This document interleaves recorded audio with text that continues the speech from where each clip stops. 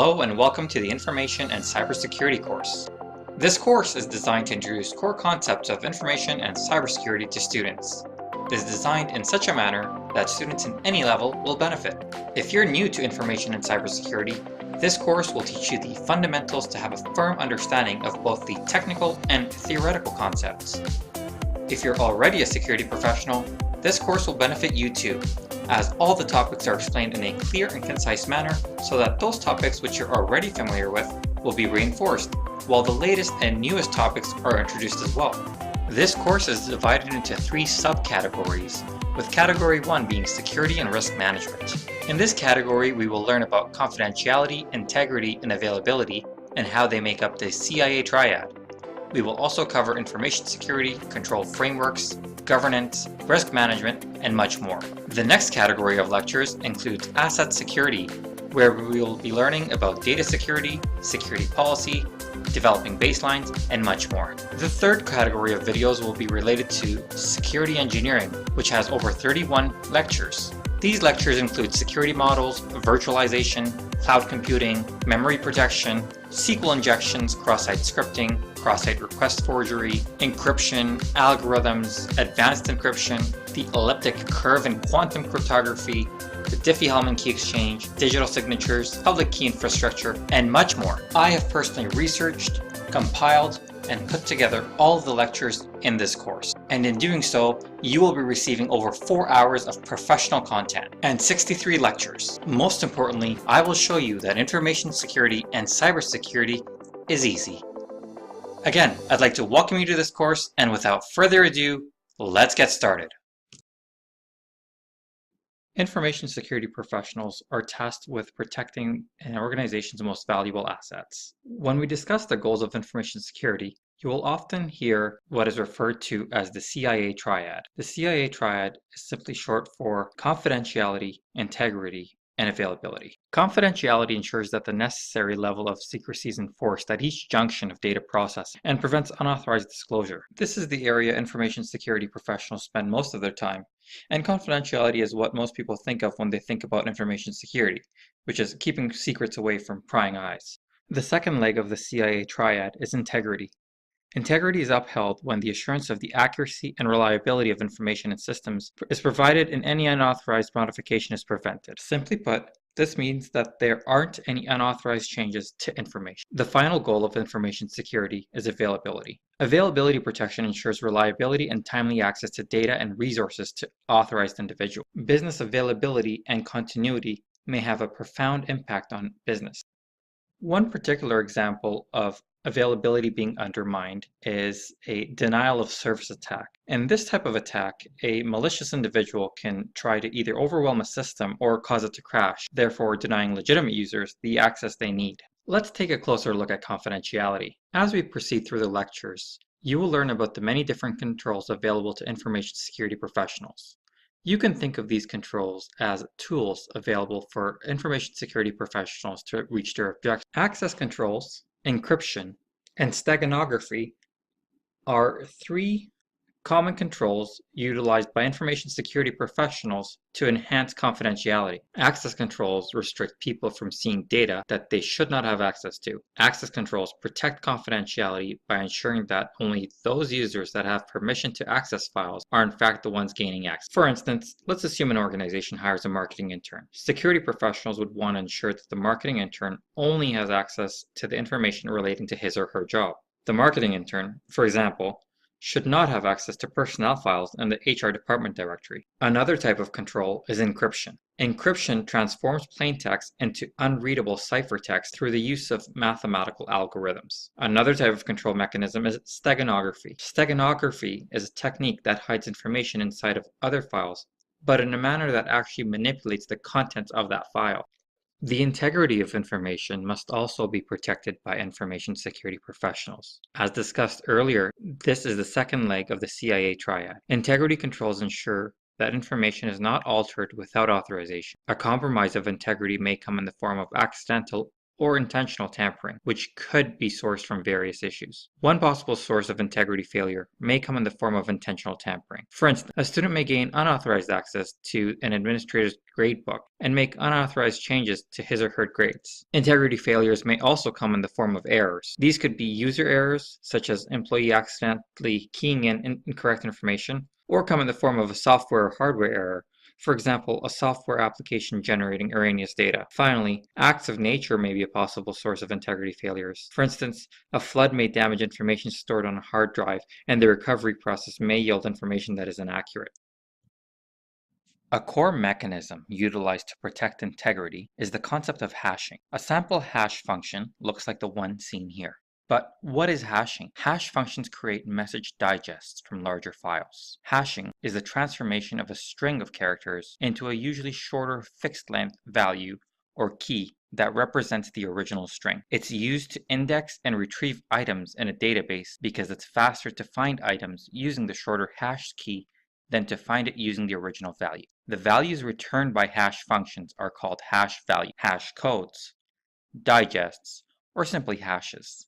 As mentioned, hashing is one of the core controls used to protect integrity. It does this by utilizing a mathematical algorithm. The unique digest that is yielded from the algorithm serves as a fingerprint for the file. Any alterations to that file changes the digest. In other words, if the short piece of data has changed, we know that the fingerprint of the file has changed, which means that there has been an alteration to that file. Let's take a closer look. I encourage you to practice along with me. If you go to the site listed here, www.miraclesalad.com/webtools/md5.php, you will have access to a MD5 hash generator. I have gone ahead and opened up this link on my browser. And as you can see here, we have an input box where we can enter any string we want. We can simply copy and paste information here, or we can type in whatever we want. For our example, I'm going to type in a random sentence. I like to drink coffee. As you can see, the MD5 hash generator is providing us with a hash that begins with the characters CC4 and ends with F3F. But what happens if I change the word coffee to water? As you can see, the whole hash changes. Now our hash begins with 090 and ends with 2FB. By looking at the hash, we know that this file has been altered. But what happens if we go ahead and change the word water, back to coffee? As you can see, we are right back to where we started. CC4 and F3F are the beginning and ending of our hash that's been generated.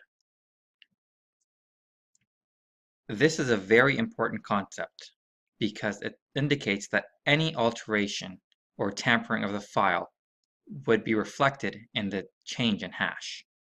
In our previous lecture, we discussed hash. We looked at a real-world example of how an MD5 generator produces a hash digest. Hashes serve as the rudimentary building block to many different integrity controls. One particular integrity control that utilizes hashing as a building block is a digital signature. Digital signatures are one of the most advanced and secure types of electronic signatures. You can use them to comply with the most demanding legal and regulatory requirements because they provide the highest level of assurance about each signer's identity and the authenticity of the documents they sign. Digital signatures use a certificate-based digital ID used by an accredited certificate authority or trust service provider, so when you digitally sign a document, your identity is uniquely linked to you. The signature is bound to the document with encryption, and everything can be verified using underlying technology known as public key infrastructure, or PKI. One way that digital signatures serve as an integrity control mechanism is that they help us achieve the goal of non-repudiation. Non-repudiation in network security is the ability to prevent a denial in an electronic message or transaction. The aim of non-repudiation is to ensure that an individual or organization is unable to deny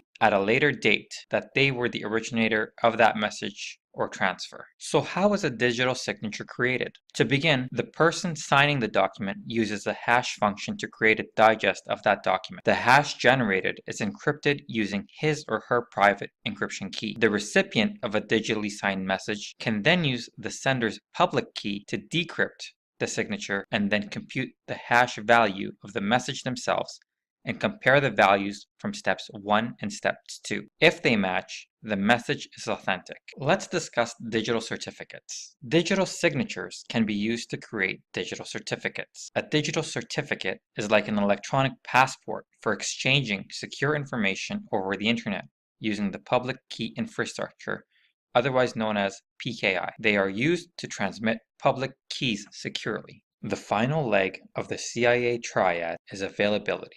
Network devices, computers, and applications should provide adequate functionality to perform in a predictable manner with an acceptable level of performance. They should be able to recover from disruptions in a secure and quick fashion, so productivity is not negatively affected. Necessary protection mechanisms must be in place to protect against inside and outside threats that could affect the availability and productivity of all business processing components. In other words, security controls must be applied to protect the availability of information and systems authorized users when needed. There are a wide array of possible failure causes that can disrupt availability and consequently impact business operations. As a security professional, you will be tasked to identify and address these possible vulnerabilities. One possible source of failure would be an attacker. Malicious individuals can overwhelm the system and create what is known as a denial of service attack, whereby the system or network is not available to legitimate users. Another possible failure cause would be hardware components. For example, a power supply unit may fail. To combat this, as a security professional, you may want to incorporate a secondary power source. Software and application failures are another possible cause of failure. Error codes may be generated and disrupt availability on the network. Finally, utility failures such as power outage can disrupt the system or network through unavailability of internet access. Now that we've identified possible failure causes that may impact availability, let's focus our attention on some availability controls that are readily available. Utilizing redundant components such as secondary source of power, as mentioned earlier, would be one availability control. Another example is the use of high availability systems that have multiple servers dedicated to the same purpose so that if one server fails, the others may continue carrying the operational load. A third availability control would be fault tolerance. With fault tolerance, services may continue so long as the anomalies are within a predetermined reasonable tolerance level. The final source of availability control would be operating system and application patching. If security professionals keep applications patched, the likelihood of network disruption and availability being impacted is significantly lessened if any predetermined flaws by the manufacturer are preemptively addressed.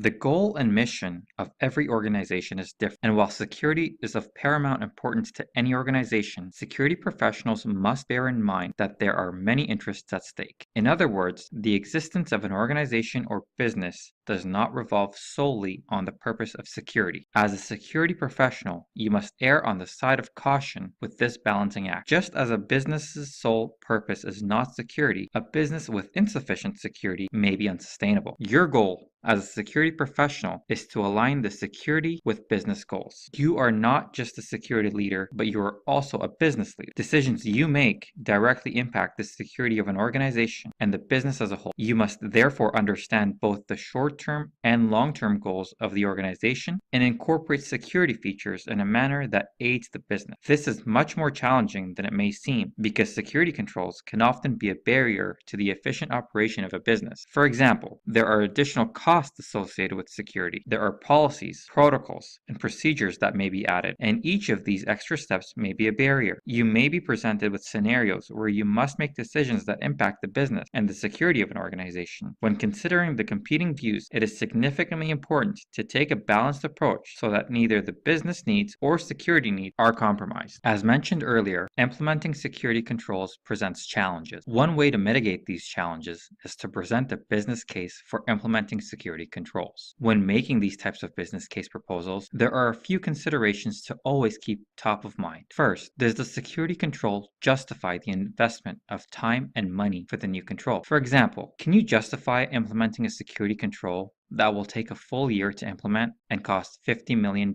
and will be only 80% effective or accurate? Probably not. You also want to keep in mind the balanced approach we stated earlier about being both a security leader and a business leader. Are we significantly compromising security for business and or vice versa? Finally, when proposing a business case, we want to consider whether the business case is in fact achieving the goals of the CIA triad. In our previous lecture, we stressed the importance of taking a balanced approach between the competing business needs and security objectives. There must be a seamless alignment between security and the specific business processes within an organization. Some of the specific business processes that have a direct security impact are security governance, integration, acquisitions, and corporate divestitures. Let's discuss these in a little more detail. Governance processes take place at various levels. This may include an information governance committee, a risk management committee, and for publicly traded companies and nonprofit organizations, it may include an independent board of directors and board of trustees. Irregardless of the governance structure of the organization, security leaders must determine the best ways to integrate information security into governance processes. Integration of security governance is also paramount. Security professionals must ensure governing bodies understand risks and control. They must also inform governing bodies of security incidents and provide audit reports to governing bodies. Following these processes further ensures integrating security governance in a seamless manner. The key to remember here is that there is no universal security governance model that fits all organizations. As a security professional, you will be tasked with finding the security governance model that best suits your organization's culture. An acquisition is a corporate action in which a company buys most, if not all, of the target company's ownership stakes to assume control of. An acquisition occurs when a buying company obtains more than 50% ownership in a target company. When this happens, security professionals from both companies should collaborate to identify security controls already in place, the removal of any redundancies, the compatibility of systems, and the identification of any vulnerabilities with the new acquisition. This does present some challenges at times. For example, if the company being bought out has employees that fear their employment status with the company after the acquisition, there may be a hesitation on collaboration. Another business process that may have a security impact would be a corporate divestiture. A corporate divestiture is a strategy to remove some of the group's assets under its current business portfolio. Depending on the purpose of restructuring, divestitures can take several forms, such as a sell-off, spin-offs, or equity carve-out. There are multiple factors that must be considered in a corporate divestiture. For the divested company and the corresponding individuals that are retained as part of the divested company, security professionals must ensure that the new organization has adequate controls in place. Security professionals being retained as part of the parent company will subsequently need to ensure security ties are not lingering as to provide unintentional access for those individuals that are no longer with the parent company. Security professionals are required to take responsibility for protecting networks, infrastructure, and computer systems. For security professionals, these roles may include system administrators, network security officers, information security engineers, application security engineers, network managers, network engineers, chief information systems officer, chief technology officer, chief security officer, information security officer, and computer operators. These are just a few of the primary roles for IT security professionals. You will want to familiarize yourself with the acronym CISO. CISO is short for Chief Information Security Officer, and this is the most senior information security leader in an organization. The CISO normally leads a team of information security professionals. CISOs may also report through an IT organization or to a risk management leader. The CISO, security leaders, and other security team members must follow important guiding principles for their role. Do you care is one of these guiding principles, which states that security professionals must fulfill their legal responsibilities of the organization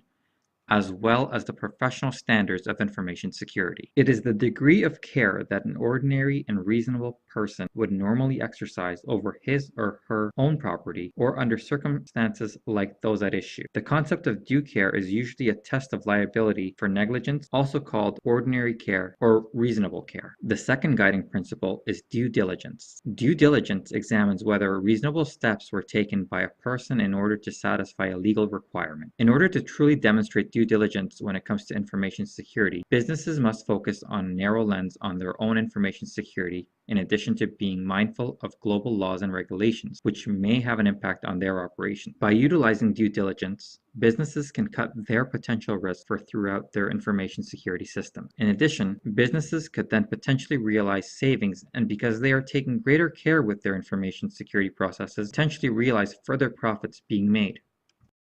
The design, implementation, and management of various controls to protect confidentiality, integrity, and availability are overseen by security professionals. This is a huge responsibility and provides a significant challenge. It's challenging because building a comprehensive security program needs to be sound. It's time-consuming, it requires expertise in the field of information security, and must provide adequate security coverage to protect the organization. The good news is that security professionals can reference control frameworks that have already been designed, which have stood the test of time. While these types of frameworks must still be tailored to each organization's specific needs, thus provide a good starting point for security professionals. While there are many different control frameworks that cover information security, we will look at the most common ones. The Control Objectives for Information Technology, or COBIT, is a security control framework developed by the Information Systems Audit and Control Association. COBIT provides an implementable set of controls, information technology, and organizes them around a logical framework of IT-related processes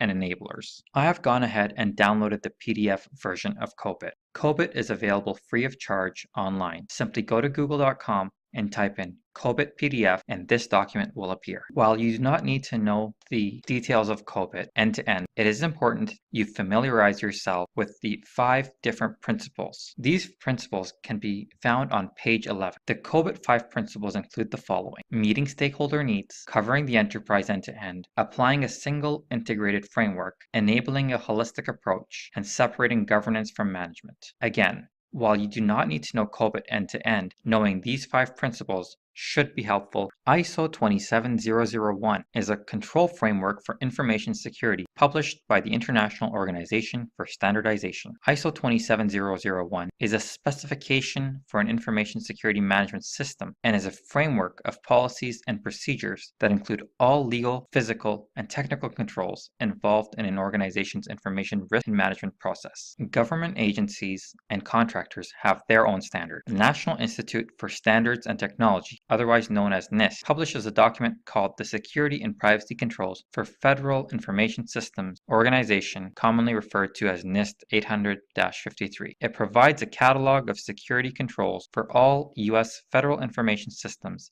except those related to national security. Again, I've downloaded the NIST 800-53 publication, and as you can see, it offers a comprehensive set of contents that outlines details about building a security program for government agencies and other organizations. A quick overview highlights the fundamentals of information security. It talks about multi-tiered risk management. It also discusses security control structures, baselines, and designations, the use of external service providers, and how to assess assurance and trustworthiness for information systems.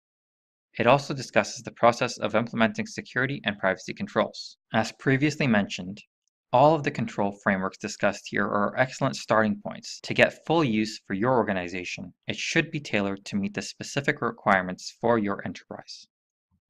As an information security professional, it is absolutely imperative that you become familiar with both legal and regulatory requirements. Local and federal government laws are constantly evolving to take into account the impact of information security. There are 4 main types of compliance obligations you will need to be familiar with: criminal law, civil law, administrative law, and private regulation. Criminal law is the body of law that relates to crime that prescribes conduct perceived as threatening, harmful, or otherwise endangering to the property, health, safety, and welfare of people. Most criminal laws are established by statute, which is to say that the laws are enacted by a legislature. That includes the punishment of people who violate these laws. Civil law is a body of rules that defines and protects the private rights of citizens, offers legal remedies that may be sought in a dispute, and covers areas of laws such as contracts, torts, property, and family law. Civil law is derived from the laws of ancient Rome, which used doctrines to develop code that determines how legal issues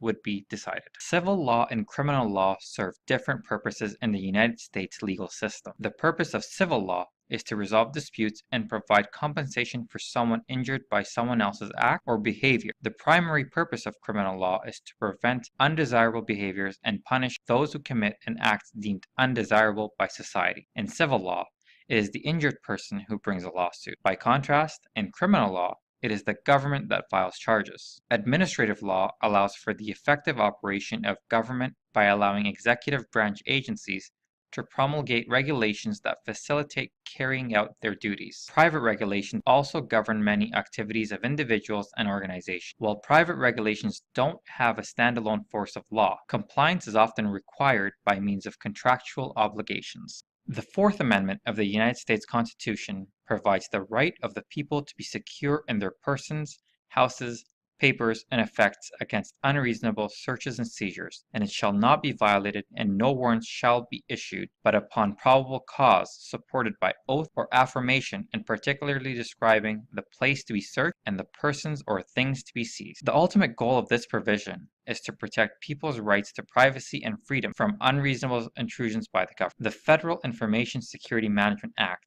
FISMA, is a law that governs information security matters for federal agencies and government contractors. FISMA requires the creation of security programs throughout the federal government and provides details on the controls necessary to run information systems that are categorized in a FISMA High, FISMA Moderate, or FISMA Low tiered system.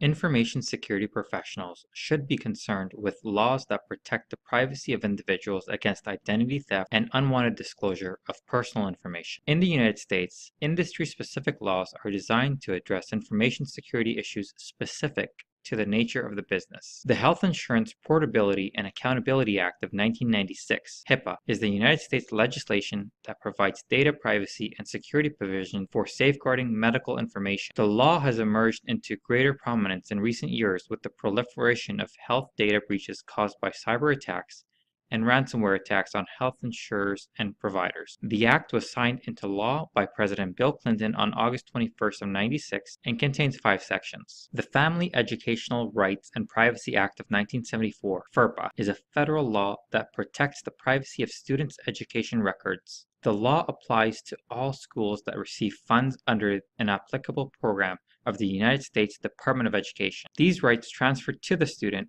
when he or she reaches the age of 18 or attends a school beyond the high school level. FERPA also restricts the manner in which educational institutions utilize and release educational records. The financial services sector is covered by the Gramm-Leach-Bliley Act. The GLBA, also known as the Financial Modernization Act of 1999, is a federal law enacted in the United States to control the ways that financial institutions deal with the private information of individuals. The act consists of 3 sections: the Financial Privacy Rule, which regulates the collection and disclosure of private financial information; the Safeguards Rule, which stipulates that financial institutions must implement security programs to protect such information; and the Pretexting Provisions, which prohibits the practice of pretexting. The act also requires financial institutions to give customers a written privacy notice that explains their information sharing practices. The Children's Online Privacy Protection Act, COPPA, gives parents control over what information websites can collect from their kids. COPPA also requires that parents give consent for the collection of information from children under the age of 18 before that collection takes place. The Privacy Act of 1974 is the United States federal law which established the Code of fair information practice that governs the collection, maintenance, use, and dissemination of personally identifiable information about individuals that is maintained in systems of records by federal agencies. A system of records is a group of records under the control of an agency from which information is received by the name of the individual or by some identifier assigned to the individual. The Privacy Act requires that agencies give the public notice of their systems of records by publication in the Federal Register. The Privacy Act prohibits the disclosure of information from a system of records absent of the written consent of the subject individual, unless the disclosure is pursuant to one of 12 statutory exceptions. The Act also provides individuals with the means by which to seek access to an amendment of their records, and sets forth various agency record-keeping requirements. Thus far, we have discussed a number of laws that are industry-specific. We have discussed civil and administrative laws. Cases of information theft, system intrusion, identity theft, and other crimes fall under the umbrella of criminal law. Let's look at a few of the common laws that directly relate to computer crime. The Computer Fraud and Abuse Act, also known as the CFAA, is a federal anti-hacking statute that prohibits unauthorized access to computers and networks. Enacted in 1986 as an amendment to the Counterfeit Access Device and Abuse Act, the CFAA makes it illegal to do a whole bunch of stuff related to computers and computer networks, from stealing government documents and committing fraud to sending out spam emails. It also prohibits the creation of malicious code. The Electronic Communications Privacy Act and the Stored Wire Electronic Communications Act are commonly referred together as the Electronic Communications Privacy Act, ECPA, of 1986. The ECPA updated the Federal Wiretap Act of 1968,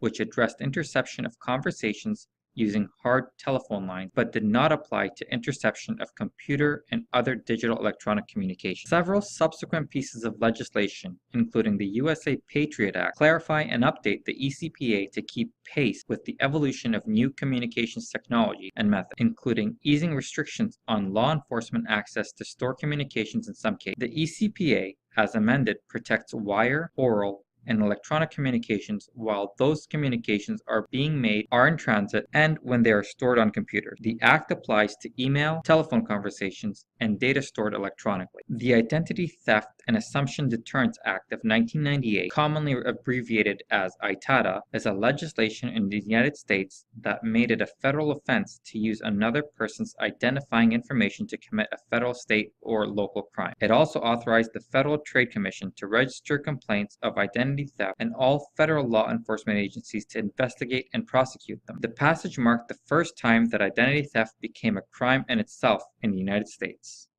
With software becoming more prevalent in our everyday lives, we should become familiar with important concepts such as software licensing. While some may find the topic of licensing and the legalities surrounding it complex, it is important for security professionals to familiarize themselves with the ins and outs of software licensing. A software license is a legal instrument allowing the use or the redistribution of software. Without the license agreement, using the software would constitute a breach of copyright law. The particular license agreement will explain to the end user how they can use the software, who may use the software, the locations of use, the number of servers, plus whatever the publisher decides to include in that agreement. Software agreement can take on many different forms. In some cases, software agreements are detailed contracts that are negotiated between the software vendor and the customer. These types of contracts start off with an initial proposal from the vendor, which is then revised by the customer, and this process can go back and forth a number of times until an agreement is reached. This is commonly referred to as a negotiated contract. A click-through agreement is essentially a polar opposite of this approach. With a click-through agreement, the end user is presented with a binary option to either accept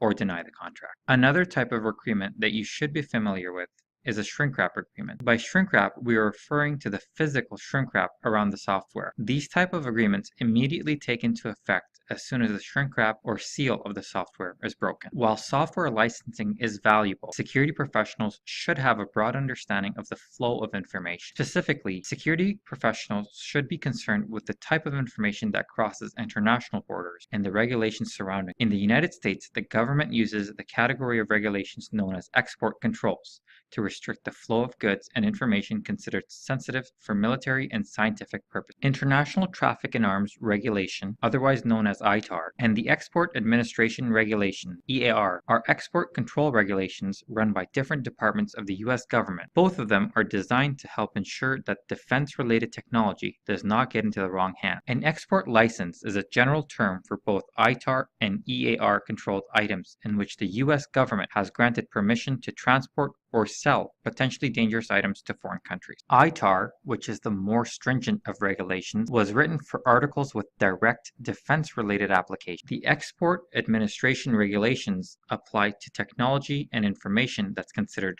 dual use. In other words, technology or information that has both military and commercial applications. Some of the categories covered under EAR are sensitive electronics and computers, lasers, navigation technology, marine systems, and more. Finally, the Office of Foreign Assets Control, or OFAC, restricts economic transactions with countries that are considered sponsors of activities considered contrary to the foreign policies of the United States.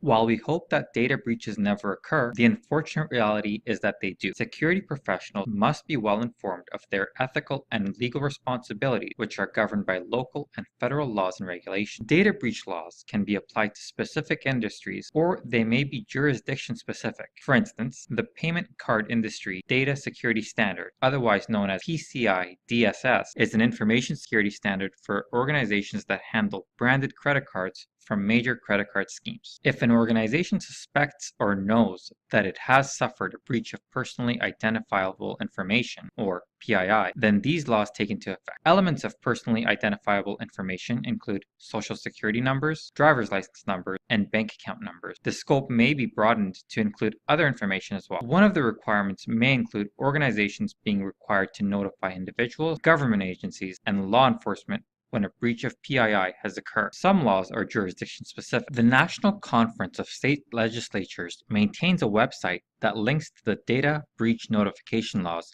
of the states that have one in place. Here's some helpful information. Encryption is an easy way to protect your organization against data breaches. In fact, many data breach notification laws include specific exemptions for encrypted data. Security professionals should conduct themselves in a manner that is ethically correct. Factors that should always take precedent are confidentiality, integrity, informed consent, transparency, and data sharing best practices. Security expectations and responsibilities are best communicated through clear written guidance. This can be best achieved through a security policy framework. A security policy framework consists of 4 different types of documents: policies, standards, guidelines, and procedures. A security policy is an overall general statement produced by senior management or a selected policy board or committee that dictates what role security plays within the organization. A security policy can be in an organizational policy, an issue-specific policy, or system-specific policy. Security policies are the foundation of a security program, and they take a very long time to put together. It requires mandatory employee compliance and is only approved at the very highest level of an organization. Standards refer to mandatory activities, actions, or rules. Standards can give a policy its support and reinforcement and direction. Organizational security standards may specify how hardware and software products are to be used. They may also be used to indicate expected user behavior. They provide a means to ensure that specific technologies, applications, parameters, and procedures are implemented in a uniform, standardized manner across the organization. They derive their authority from policies and provide a specific detail of security controls. They require a less rigorous approval process, and employee compliance of standards are mandatory. Guidelines are recommended actions and operational guide to users, IT staff, operational staff, and others when a specific standard does not apply. They can also be used as a recommended way to achieve specific standards when those do apply. Guidelines can deal with the methodologies of technology, personnel, or physical security. Guidelines provide organizations with security advice and compliance. Compliance with guidelines is not mandatory. Procedures are detailed step-by-step tasks that should be performed to achieve a certain goal. The steps can apply to users, IT staff, operation staff, security members, and others who may need to carry out specific tasks. Many organizations have written procedures on how to install operating systems, configure security mechanisms, implement access control lists, set up new user accounts, assign computer privileges, audit activities, destroy material, and much more. Procedures outline activities step by step, and compliance may be mandatory or optional, depending on the organization. Security policies are handled uniquely by each organization, and policies across organizations can vary drastically. There are a number of factors that can affect the formation and implementation of security policy across organizations. One factor would include the culture of the organization. For instance, if the culture of one particular organization is to have a detailed account of the flow of information, then strict measures may be incorporated into the security policy. Another factor that would affect security policy would be the industry. For example, the financial services industry will likely have a greater control around data privacy. Similarly, the regulatory environment may affect security policy. For instance, HIPAA guidelines may require health insurance providers to enact a strict security policy. With that having been said, there are several standard policies that every organization should have in order to provide the foundation for its information security program. These are an information security policy, a privacy policy, and an acceptable use policy. The information security policy should have a clear designation of an individual responsible for the ISP. It should also clearly describe security roles and provide a description of the corresponding responsibility. Furthermore, the process and policy exemptions and violations should be explicitly stated. Another type of policy that should be commonly found is a privacy policy. A privacy policy should be published and readily accessible. The privacy policy should also describe how organizations collect, share, and distribute information. Moreover, the privacy policy should be clear for users to understand. This falls back to the ethics of collecting information. Security professionals should aim to make privacy policies as clear and transparent as possible so that no questions linger. Another type of policy that is commonly found is an acceptable use policy. Acceptable use policy describes what personal use, if any, is permitted, prohibits illegal activities, and describes how individuals may use information systems. For example, let's assume an employee at a credit card call center is using the computers to surf the internet on his or her lunch hour. Does the acceptable use policy clearly allow or prohibit this? These policies are among the most common that are found to safeguard information security. These policies should also explain how the organization implements several key principles of information security. The first is known as the principle of least privilege. The principle of least privilege, also known as the principle of minimal privilege or the principle of least authority, requires that in a particular abstraction layer of computing environment, every module, such as a process, a user, or program, depending on the subject, must be able to access only the information and resources that are necessary for its legitimate purposes. For example, the new hire in a marketing department should not have access to employee salary information that is on the HR database, as it is not required for the employee to carry out his or her duties. The principle of separation of duties, also known as segregation of duties, is the concept of having more than one person required to complete a task. This is a form of control intended to prevent fraud and error. For example, if an individual has authority to create accounts in the system, then he or she should not have the ability to perform accounts payable transactions on the system. If this individual is granted permission to do both, the company would be vulnerable to the individual setting up fictitious accounts and then paying those fictitious accounts, with the funds being redirected to the employee. A separation of duty would be effective in this case. For example, the employee may have the authority to set up the account, but only a supervisor may have the authority to set up a payment on the account. Mandatory vacations provide a similar control mechanism, with the intention being that any questionable actions may come to light when the employee is away on vacation. Finally, the practice of a job rotation serves a purpose similar to mandatory vacations. With job rotations, personnel in sensitive positions would not have the ability to cover up fraudulent activities, as their post is changed periodically. Business continuity planning is the process of creating systems of prevention and recovery to deal with potential threats to a company. Any event that could negatively affect operations is included in the plan, such as damage to computing and network infrastructure. Business continuity planning is a subset of risk management. A business continuity plan should have a well-defined scope. Some of the factors that may be considered are a business activities, systems, and controls. What business activities will be covered by the plan? What type of systems will it cover? What type of controls will it cover? Asking these types of questions early allows business continuity planners to prioritize the necessary information to answer such questions. While continuity planners have various roles to their discretion, one of the more common ones utilized is a business impact assessment. A business impact assessment is a key part of the business continuity process that analyzes mission-critical business functions and identifies and quantifies the impact of loss of those functions may have on the organization. A business impact assessment is critical in assessing the cost of business disruption and how disaster recovery plays a role in mitigating it. The business impact assessment has several crucial elements, which include executive backing, a deep understanding of the organization, and a business impact assessment tools, processing,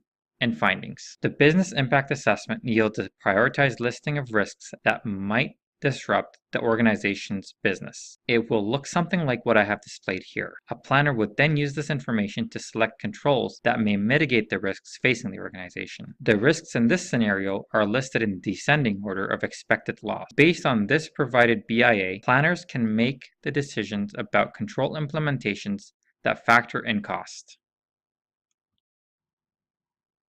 Business continuity planning is integral to the availability of systems. And, as stated earlier, availability is part of the CIA triad. It should therefore go without saying that in order to enhance business continuity for an organization, availability controls should be implemented. One way IT professionals do this is through the use of redundant systems. In IT, the term redundant can refer to various situations. The term redundant can describe computer or network system components, such as fans, hard disk drives, servers, operating systems, switches, and telecommunication links that are to back up primary resources in case they fail. Redundancy is commonly built into the network at a routing protocol level. They are configured so if one link goes down or gets congested, then traffic is routed over a different network link. Another business continuity control would be single point of failure, or SPOF. A single point of failure is a part of a system that, if it fails, will stop the entire system from working.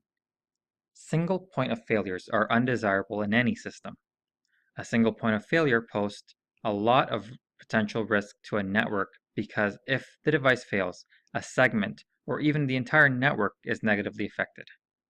Some of the hardware devices that present single point of failure vulnerabilities are firewalls, routers, network access servers, switches, bridges, hubs, and authentication servers.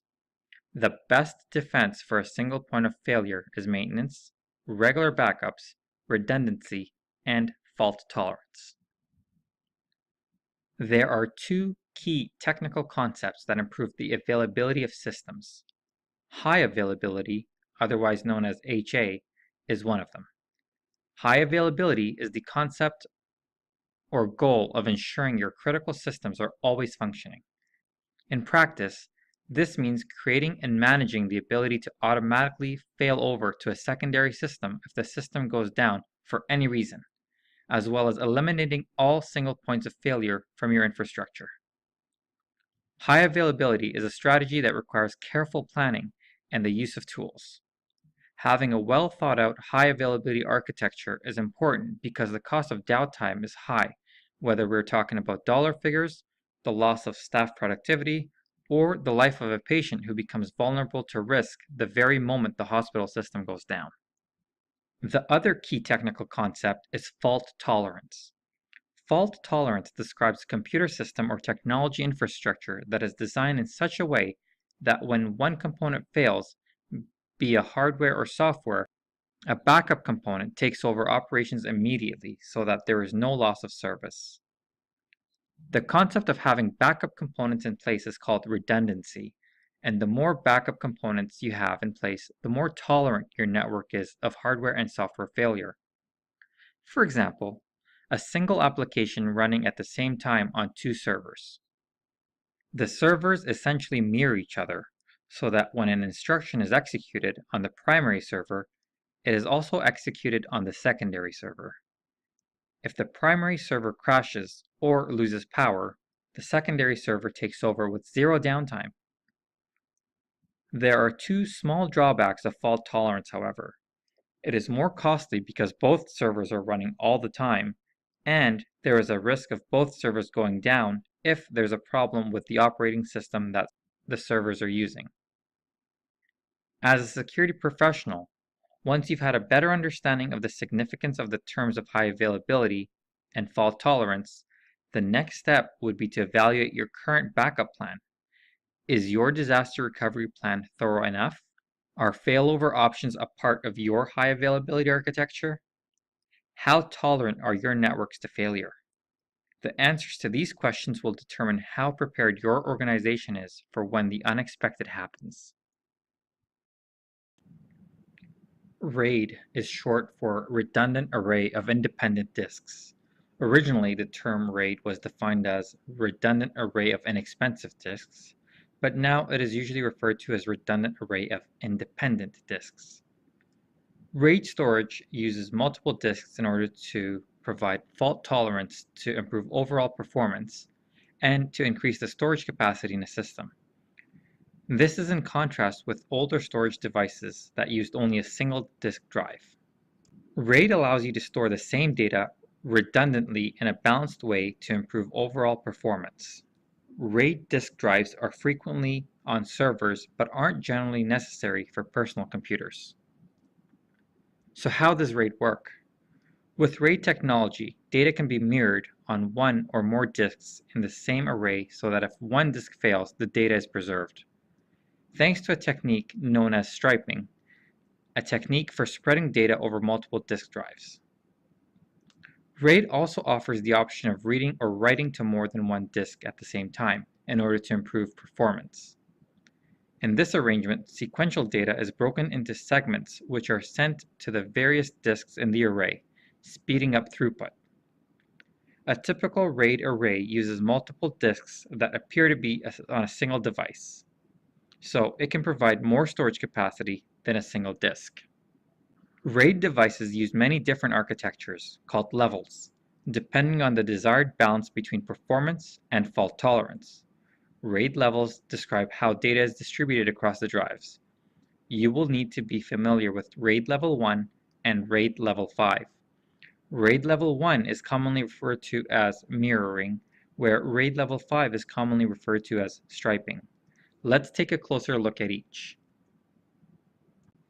RAID 1 consists of an exact copy, or mirror, of a set of data on two or more disks. A classic RAID 1 mirrored pair contains two disks. This configuration offers no parity, striping, or spanning of the disk space across multiple disks, since the data is mirrored on all disks belonging to the array, and the array can only be as big as the smallest member disk. This layout is useful when read performance or reliability is more important than write performance or the resulting data storage capacity. RAID 5 is a RAID configuration that uses disk striping with parity. Because data and parity are stripes across all the disks, no single disk has a bottleneck. Striping also allows users to reconstruct data in case of disk failure. Reads and writes are more evenly balanced in this configuration, making RAID 5 the most commonly used RAID method.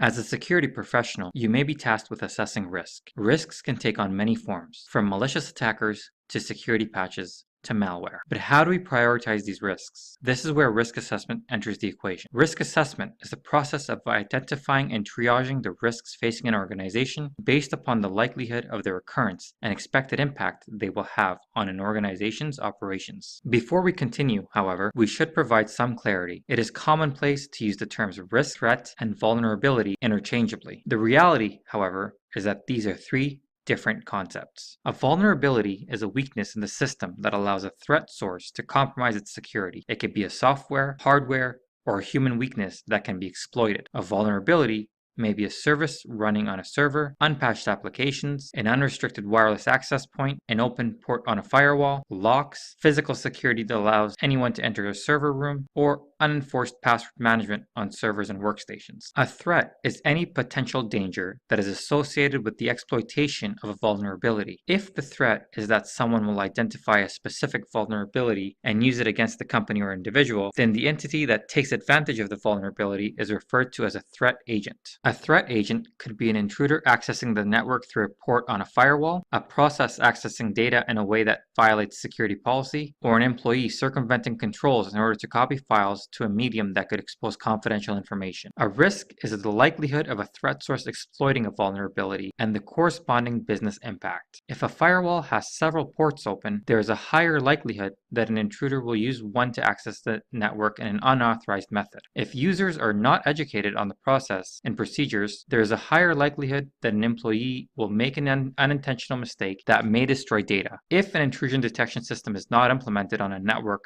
there is a higher likelihood that an attack will go unnoticed until it is too late. Risk ties the vulnerability, threat, and likelihood of an exploitation to the resulting business impact. If we were to visually describe this in a Venn diagram, you would see something that looks like this. You can see that risk is the area that crosses over between threat and vulnerability. While we are providing clarity on terminology, it is important that you are also familiar with the term threat vector. A threat vector is the route that a malicious attack may take to get past your defense and infect your network. The next step in the risk assessment process ranks those risks by two factors: likelihood and impact. The likelihood of a risk is the probability that it will actually occur. For example, there is a risk of hurricanes in Florida and Louisiana. When you look at the data, however, you find the probability of hurricanes in Florida is significantly higher than Louisiana. Therefore, as a security professional, you may be hypervigilant about the risk of hurricanes in Florida, whereas in Louisiana, you may ignore it. The impact of a risk is the amount of damage that will occur if a risk materializes. For example, a hurricane may wipe out the data center altogether, whereas a minor flood may cause only some damage. When performing risk assessments, we have two different techniques available to assess the likelihood and impact of a risk: qualitative techniques and quantitative techniques. Qualitative risk assessment is concerned with discovering the probability of a risk event occurring and the impact that the risk will have if it does occur. Qualitative techniques evaluate risks, likelihood, and impact via the use of a subjective rating. Qualitative techniques may include, for example, brainstorming, interviewing, historical data, SWOT analysis, and risk rating scales. Quantitative techniques, on the other hand, use objective numeric ratings to evaluate risk, likelihood, and impact.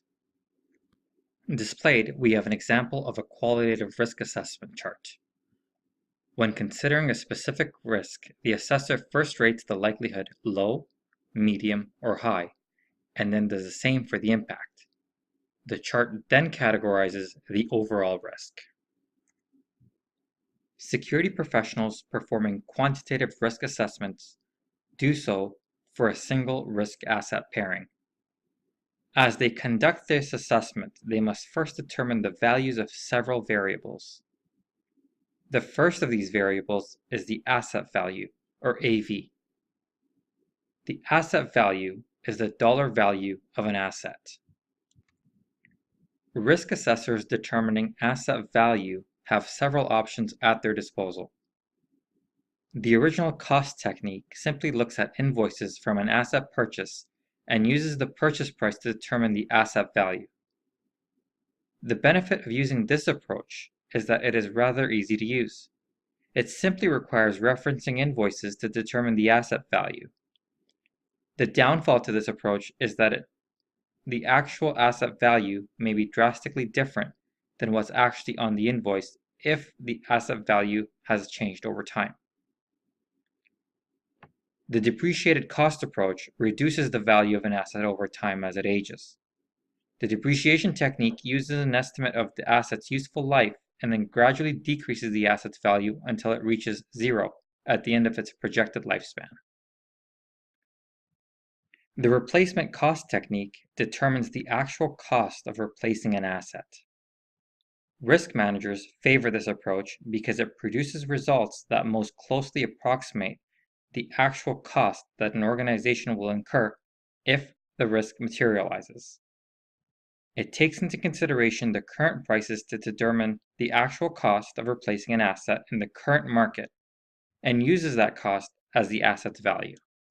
We previously discussed qualitative and quantitative risk factors. We also stated that the asset value is a factor that must be considered when conducting quantitative risk analysis. Another factor that must be considered is the exposure factor, or EF. The exposure factor represents the percentage of loss a realized threat could have on a certain asset. The exposure factor is a subjective value that the person assessing the risk must define. If the asset is completely lost, the exposure factor is 1.0. Another variable we must consider is the single loss expectancy, or SLE. The SLE is a dollar amount that is assigned to a single event that represents the company's potential loss amount if the specific threat were to take place. To calculate the single loss expectancy, we simply multiply the exposure factor by the asset value. In other words, AV times FE equals SLE. So let's take a look at a real-world example. Let's suppose that we expect a hurricane might damage 25% of our data center. We would set the exposure factor to 25%. If the data center is valued at $40 million, or in other words has an AV of $40 million, we could calculate the single loss expectancy for SLE by multiplying 40 million by 0.25. In this case, our single loss expectancy would be $10 million. Interpreted another way, this implies that a single hurricane would yield $10 million worth of damage to our data center. That's the impact of risk. The SLE, however, only gives us an idea of impact. As previously discussed, risk assessment must also consider the likelihood of a risk, and that is where ARO enters the equation, which we will discuss next. Now that we are familiar with the asset value, the exposure factor, and are able to successfully combine it to determine our single loss expectancy, let's take a look at some other important risk factors to consider. The annualized rate of occurrence, or ARO, is the value that represents the estimated frequency of a specific threat taking place within a 12-month time frame. The range can be from 0.0, or in other words, never, to 1.0, in other words, once a year, to greater than 1, several times a year, and anywhere in between. For instance, if the probability of a fire taking place and damaging our data warehouses once every 10 years, the ARO value is 0.1. The annualized loss expectancy, ALE, is the product of the annualized rate of occurrence, ARO, and the single loss expectancy. A risk analysis should incorporate both the likelihood and impact values. In this case, the impact of risk is expressed in terms of SLE, where the likelihood is expressed in terms of ARO. Multiplying SLE by ARO gives us an annualized loss expectancy of $100,000. This means that we should expect to lose $100,000 each year. It's important to remember that in reality, this cost wouldn't occur each year. What we really would have happen is $10 million in damage each time the event occurs. But since the occur happens only once every 100 years, it averages to only $100,000 a year. And that is quantitative risk analysis in a nutshell. Once we've performed quantitative risk analysis, we can more accurately assess our ability to restore IT services and components quickly in the event of a failure. To do this, we need to consider two things. Specifically, we want to know if the asset is non-repairable or if it's repairable. If it is a repairable asset, we consider the metric of mean time to failure, or MTTF. The mean time to failure is the amount of time we expect will pass before an asset fails. If the asset is repairable, then we can look at two different values. The first is the mean time between failures, or MTBF. The mean time between failures is simply the average amount of time that passes between failures of a repairable asset. The second value we look at for repairable assets is the mean time to repair, or MTTR. The mean time to repair is the amount of time that an asset will be out of service for repair each time that it fails. If we consider both the MTTR and MTTF values together, it provides us with a better understanding of the expected downtime for our services and components. Risk in the context of security is the possibility of damage happening and the ramifications of such damage should it occur. Risk management is the process of identifying and assessing risk, reducing it to an acceptable level, and ensuring that it remains at that level. There is no such thing as a 100% secure environment. Every environment has vulnerabilities and threats. The skill is in identifying these threats, assessing the probability of them actually occurring and the damage they could cause, and then taking the right steps to reduce the overall level of risk in the environment to what the organization identifies as acceptable. There are various risk management strategies. Let's take a look at 5 of these strategies. Risk avoidance is the elimination of hazards, activities, and exposures that can negatively affect an organization's assets. Avoiding risk implies that you'll actually have to change your organization's business practices so that you are no longer in a position where that risk can affect your business. For instance, let's assume our data center was located in an earthquake-prone area. An example of risk avoidance would be to relocate the data center, in which case we would be avoiding the risk of earthquakes. As you can see, this decision implies that you will actually make a change to your business to avoid the risk. Risk transference refers to the shifting of the burden of loss for a risk to another party through legislation, contract, insurance, or other means. For example, in our data center located in the earthquake-prone area, we could transfer the risk by purchasing an insurance for the data center that explicitly covers earthquake damage. The risk would be shifted and the burden of any potential loss would go from the organization onto the insurer. Another approach is risk mitigation, where the risk is reduced to a level considered acceptable enough to continue conducting business. The implementation of firewalls, training, and intrusion detection protection systems or other control types represent types of risk mitigation efforts. Another approach would be to accept the risk. Risk acceptance means the company understands the level of risk it is faced with as well as the potential cost of damage and decides to just live with it and not implement a countermeasure. Many companies will accept the risk when the cost-to-benefit ratio indicates that the cost of a countermeasure outweighs the potential loss value. And finally, there is risk deterrence. Risk deterrence takes actions that dissuade a threat from exploiting a vulnerability. For example, if your data center is located in a high-crime area, one example of a deterrent would be a barbed wire fence. This would deter an individual and is an example of a deterrence. Security controls are safeguards or countermeasures to avoid, detect, counteract, or minimize security risk to physical property, information, computer systems, or other assets. Sometimes these controls are designed to achieve the same control objective. This is known as the defense in depth principle. With defense in depth, control types are put into place to provide multiple security controls in a layered approach. For example, let's say we are trying to secure our network from a potential threat. With defense in depth, we can utilize multiple security controls to achieve the same objective, the objective being protection of the network. To do this, we will want to install firewalls, rule-based access control, virus scanners. We'd want to implement secure policies and procedures. We'd want to ensure that all systems are patched and up to date, and that our VPNs and architecture are secure. In this example, we are utilizing various layers via defense in depth to secure and to achieve the same objective. Security controls can be categorized by group. Let's discuss grouping controls by their purpose, whether they're designed to prevent, detect, or correct security issues, and then we'll discuss them by their mechanism of action, or in other words, the way in which they work. Security controls can serve 3 purposes. A security control can be preventative. A preventative control is designed to stop a security issue from occurring in the first place. Examples of preventative controls would include locks, implementing a badge system, utilizing security guards, and/or utilizing a biometric system. Another type of control would be detective control. Detective controls are aimed to identify a potential security issue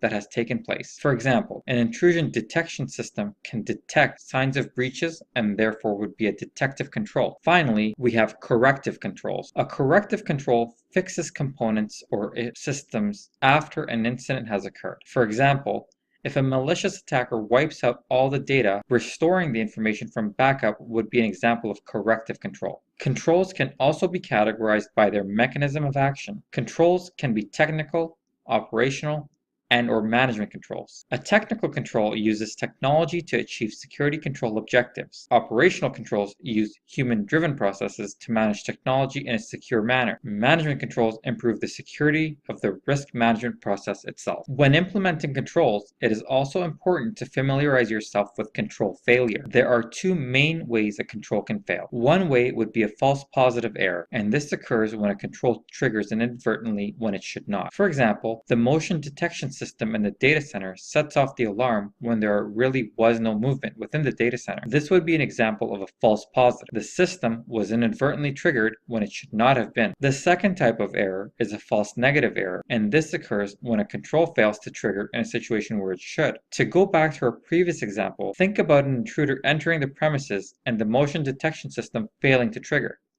In this case, it would be a false negative error because the system should trigger, but it is not.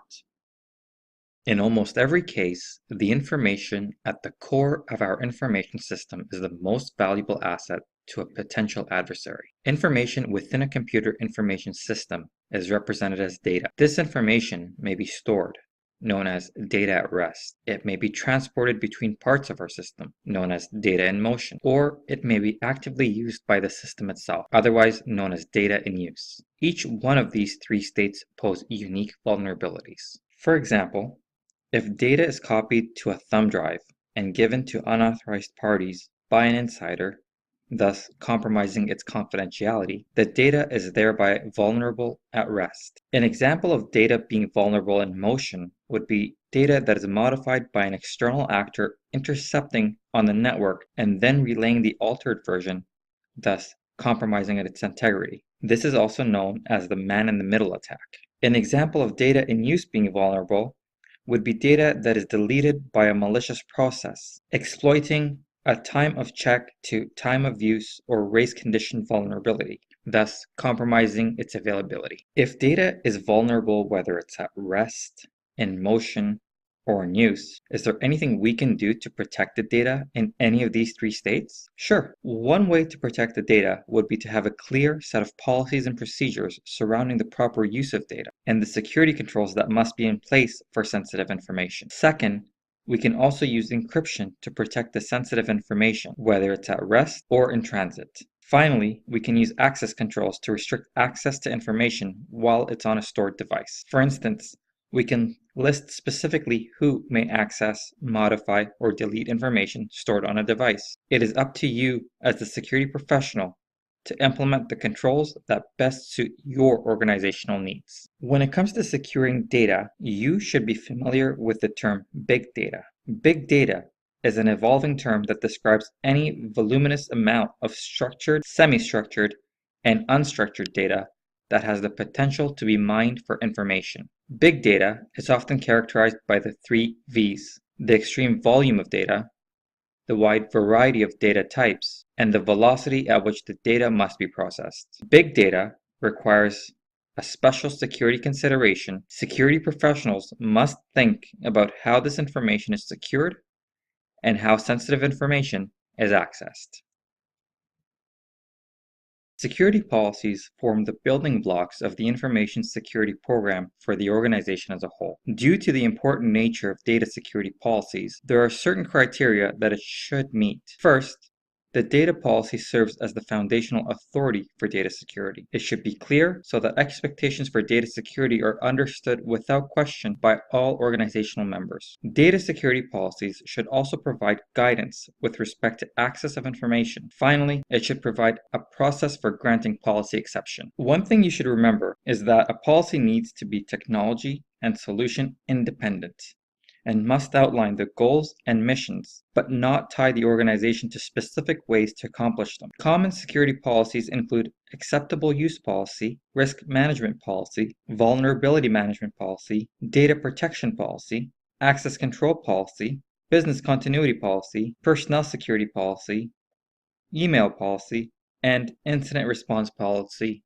to name a few of the many. A data classification policy describes the security levels of information used in an organization and the process for assigning information to a particular classification level. In the context of information security, it is the classification of data based on its level of sensitivity and impact. Data classification policies describe security levels. Classifications may be assigned based on sensitivity of the information and the criticality of the information to the enterprise. In a commercial business setting, for example, ranked from highest to lowest, the different classification policy may include anywhere from public classification to confidential. In the military, however, classification may be ranked from unclassified to sensitive but unclassified to confidential to secret and top secret. We discussed security policies earlier, and I listed a number of them. Let's look at 3 of the more common ones found across most organizations. Data storage policies appropriate storage locations, provide access control requirements, and also indicate the level of encryption requirements. Data transmission policies appropriate data transmission and provide encryption requirements. As well, they also outline the acceptable transmission mechanism. Another type of data policy that is commonly found is a data lifecycle policy. A data lifecycle policy outlines the flow of an information system's data throughout its life cycle, from creation and initial storage to the time when it becomes obsolete and it's deleted. A data lifecycle policy should address 2 things: how data is retained, in other words, the data retention policy, and how the data is disposed, or in other words, the disposal policy. We will discuss data security roles. Information and data security requires a collective effort among the various roles of responsibility to protect information. Most organizations today follow a 3-tiered model for roles and responsibilities related to information security.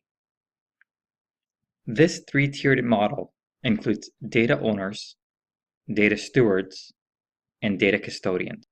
At the top of the pyramid, we have data owners. The data owner, or information owner, is usually a member of management who is in charge of a specific business unit and who is ultimately responsible for the protection and use of the specific subset of information. The data owner has due care responsibilities and thus will be held responsible for any negligent act that results in the corruption or disclosure of the data. The data owner decides upon the classification of the data he or she is responsible for and alters that classification if the business need arises. The data owner is also responsible for ensuring that the necessary security controls are in place, defining security requirements per classification and backup requirements, approving any disclosure activities. They're responsible for ensuring that proper access rights are being used and defining user access criteria. The data owner approves access requests or may choose to delegate this function to business unit managers. And the data owner will deal with security violations pertaining to the data he or she is responsible for protecting. Again, this is summarized here. Data owners are usually the business leaders who have responsibility for the mission area most closely related to the data set.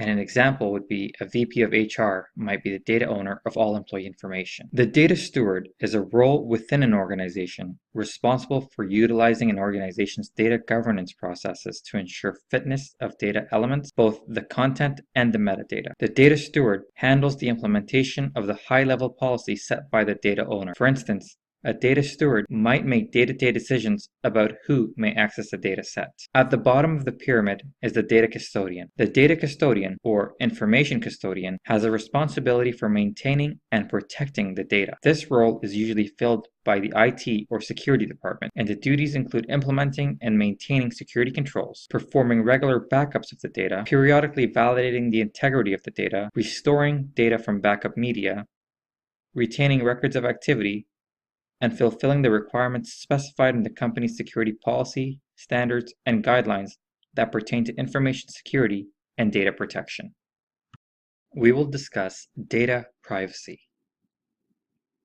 Technological innovation and the power of data analytics create remarkable value, but also present new challenges. Threats to the security and privacy of personal information continue to grow as the value of information has increased. The protection of personal information is appropriately of utmost importance to many individuals and organizations around the world. Security professionals must always keep the protection of personal information and its privacy top of mind. We will now discuss the 10 principles of the generally accepted privacy principles and how data governance programs should help with the protection of personal information. The generally accepted privacy principles or GAAP, was developed through the collaboration of four major industry organizations: the American Institute of Certified Public Accountants, AICPA, the Canadian Institute of Chartered Accountants, CICA, the Information Systems Auditor and Controller Association, ISACA, and the Institute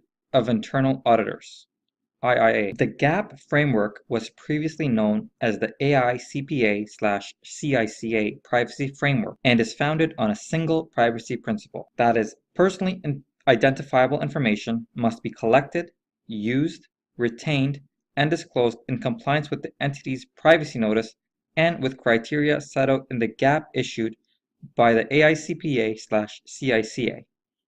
This privacy objective is supported by 10 main principles and over 70 objectives with associated measurable criteria. Let's look at each of these principles. The first principle is management, and this states that an organization handling private information should have policies, procedures, and governance structure in place to protect the privacy of that information. The second principle is notice, and this states that anyone who is in the subject of records maintained by the organization should receive notice of that fact, as well as access to the privacy policies and procedures followed by the organization. The third principle is choice of consent. An organization should inform data subjects of all their options regarding the data that they own and obtain consent from those individuals for the collection, storage, use, and sharing of their personal information. The fourth GAAP principle is collection. Organizations should only collect personal information for purposes disclosed in their privacy notices.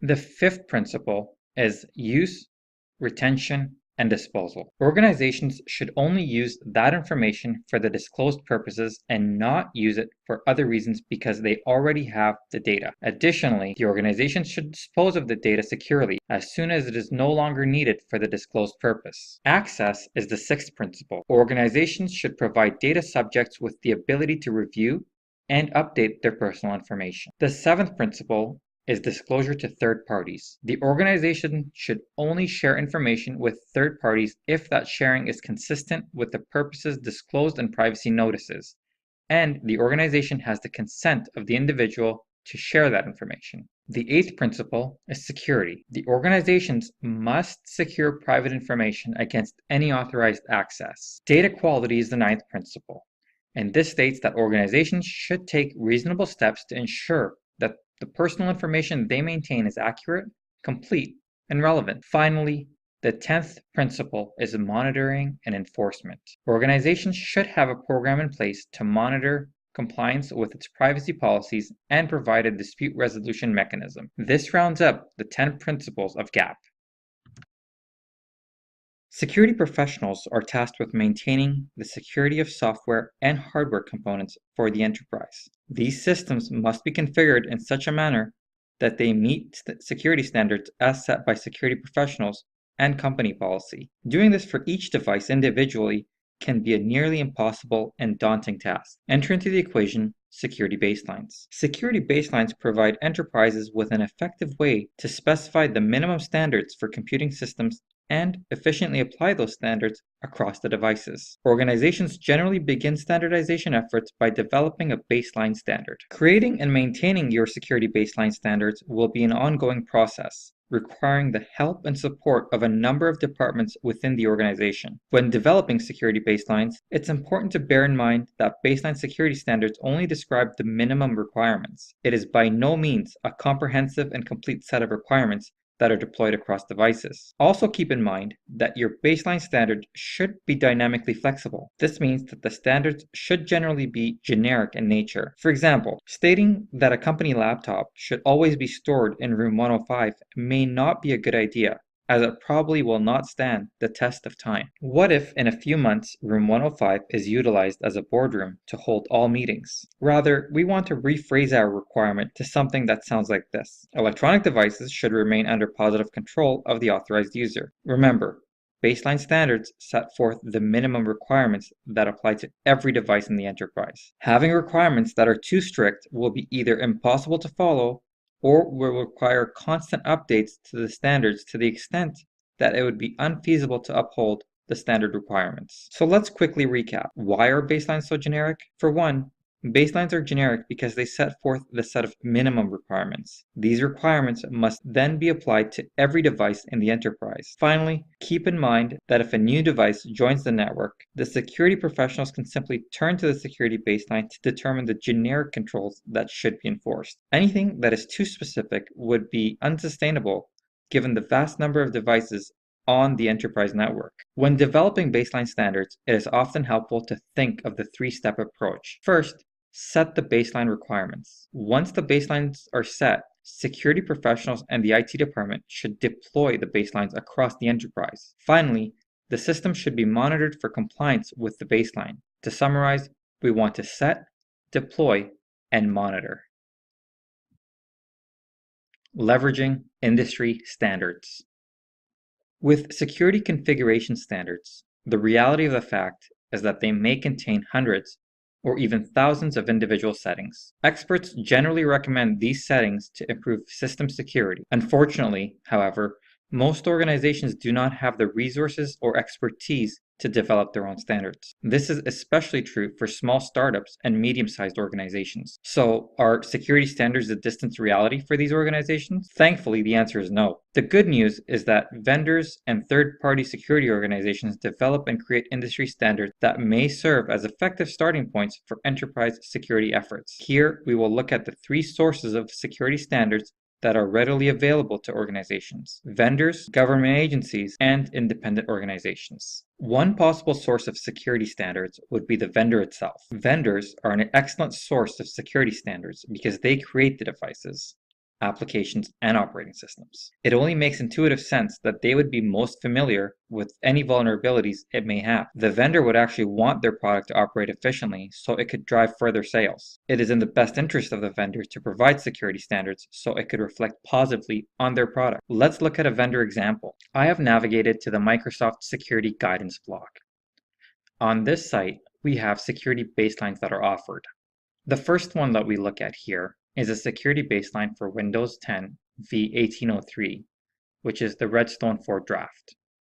They also offer both the draft version and the final version of the security baseline for Office 2016 and Office 365 Pro Plus.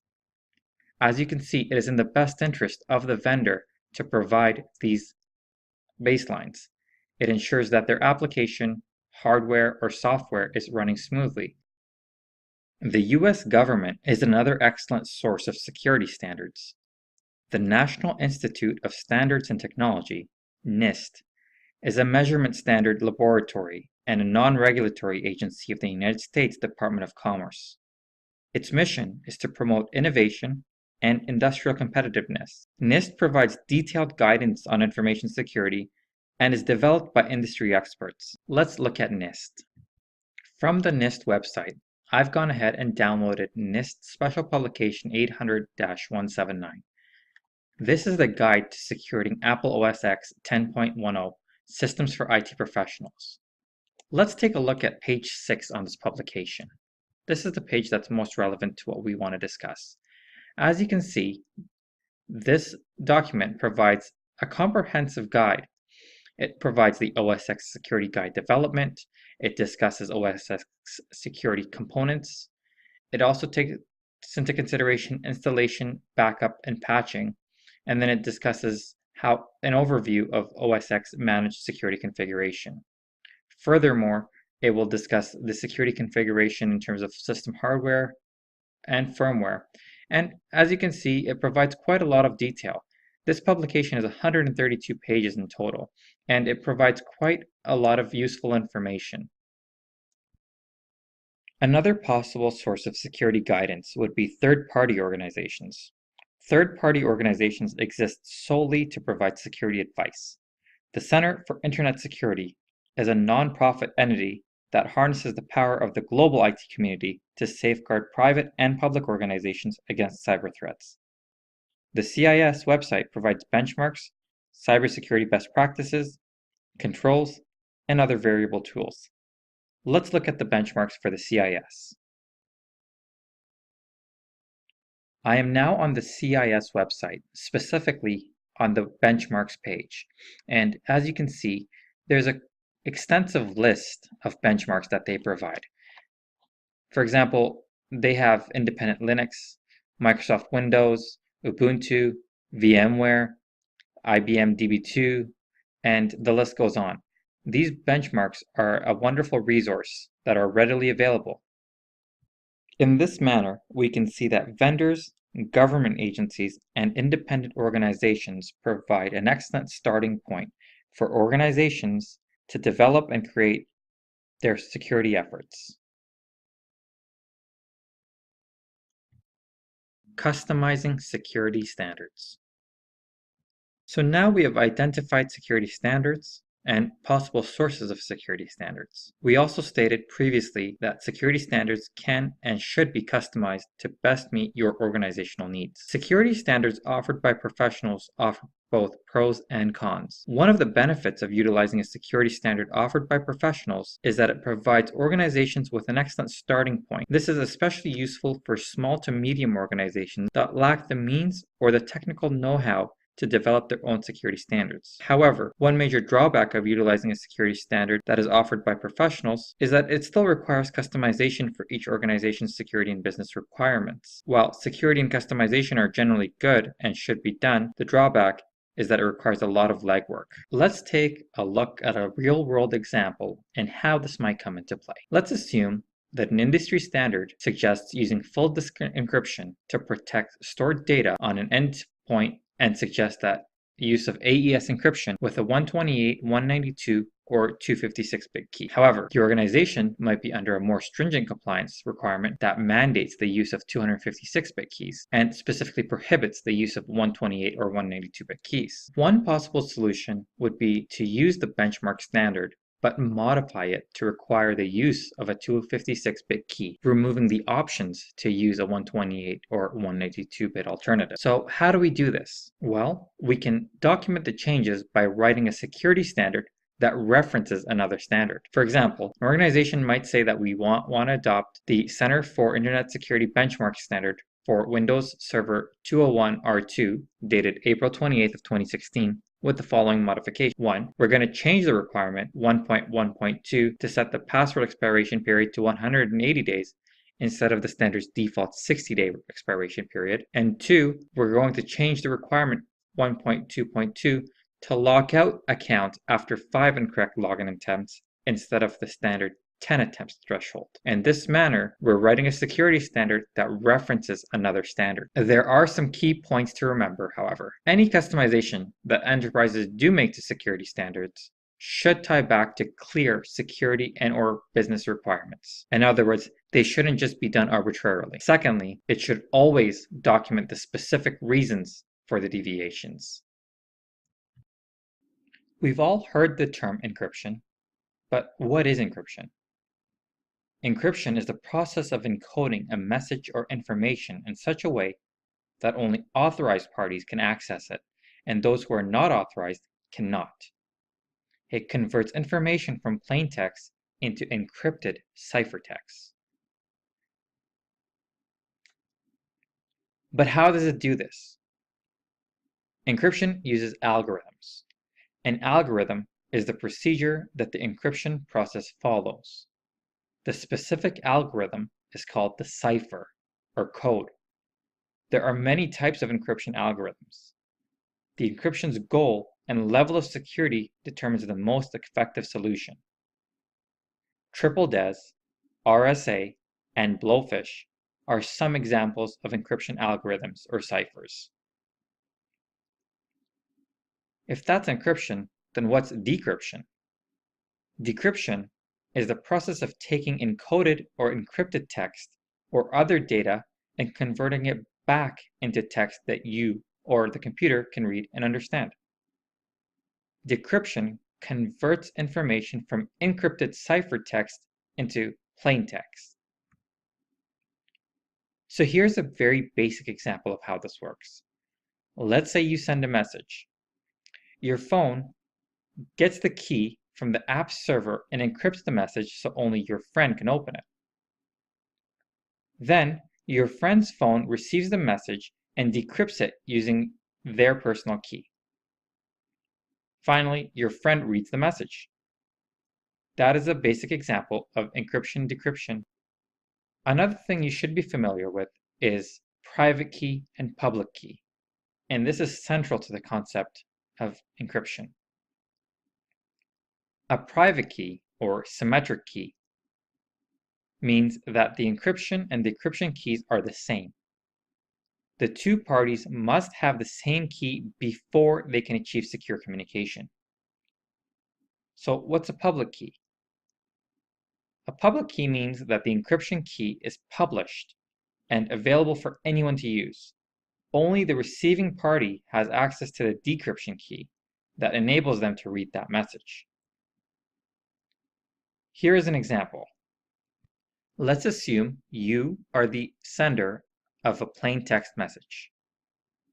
That plain text message is encrypted using the recipient's public key. Once that's been done, it's created into ciphertext.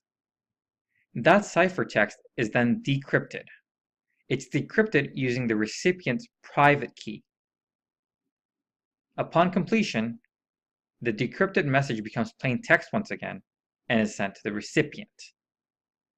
As you can see, there's a public key and a private key involved in this process. Secure design principles. Security engineering is about building systems to remain dependable in the face of malice, error, or mischance. As a discipline, it focuses on the tools, processes, and methods needed to design, implement, and test complete systems and to adapt existing systems as their environment evolves. Security engineering requires cross-disciplinary expertise, ranging from cryptography and computer security through hardware tamper resistance and formal methods to a knowledge of economics, applied psychology, organizations, and the law. System engineering skills from business process analysis through software engineering to evaluation and testing are also important, but they are not sufficient, as they deal only with error and mischance rather than malice. Many security systems have critical assurance requirements. Their failure may endanger human life and the environment.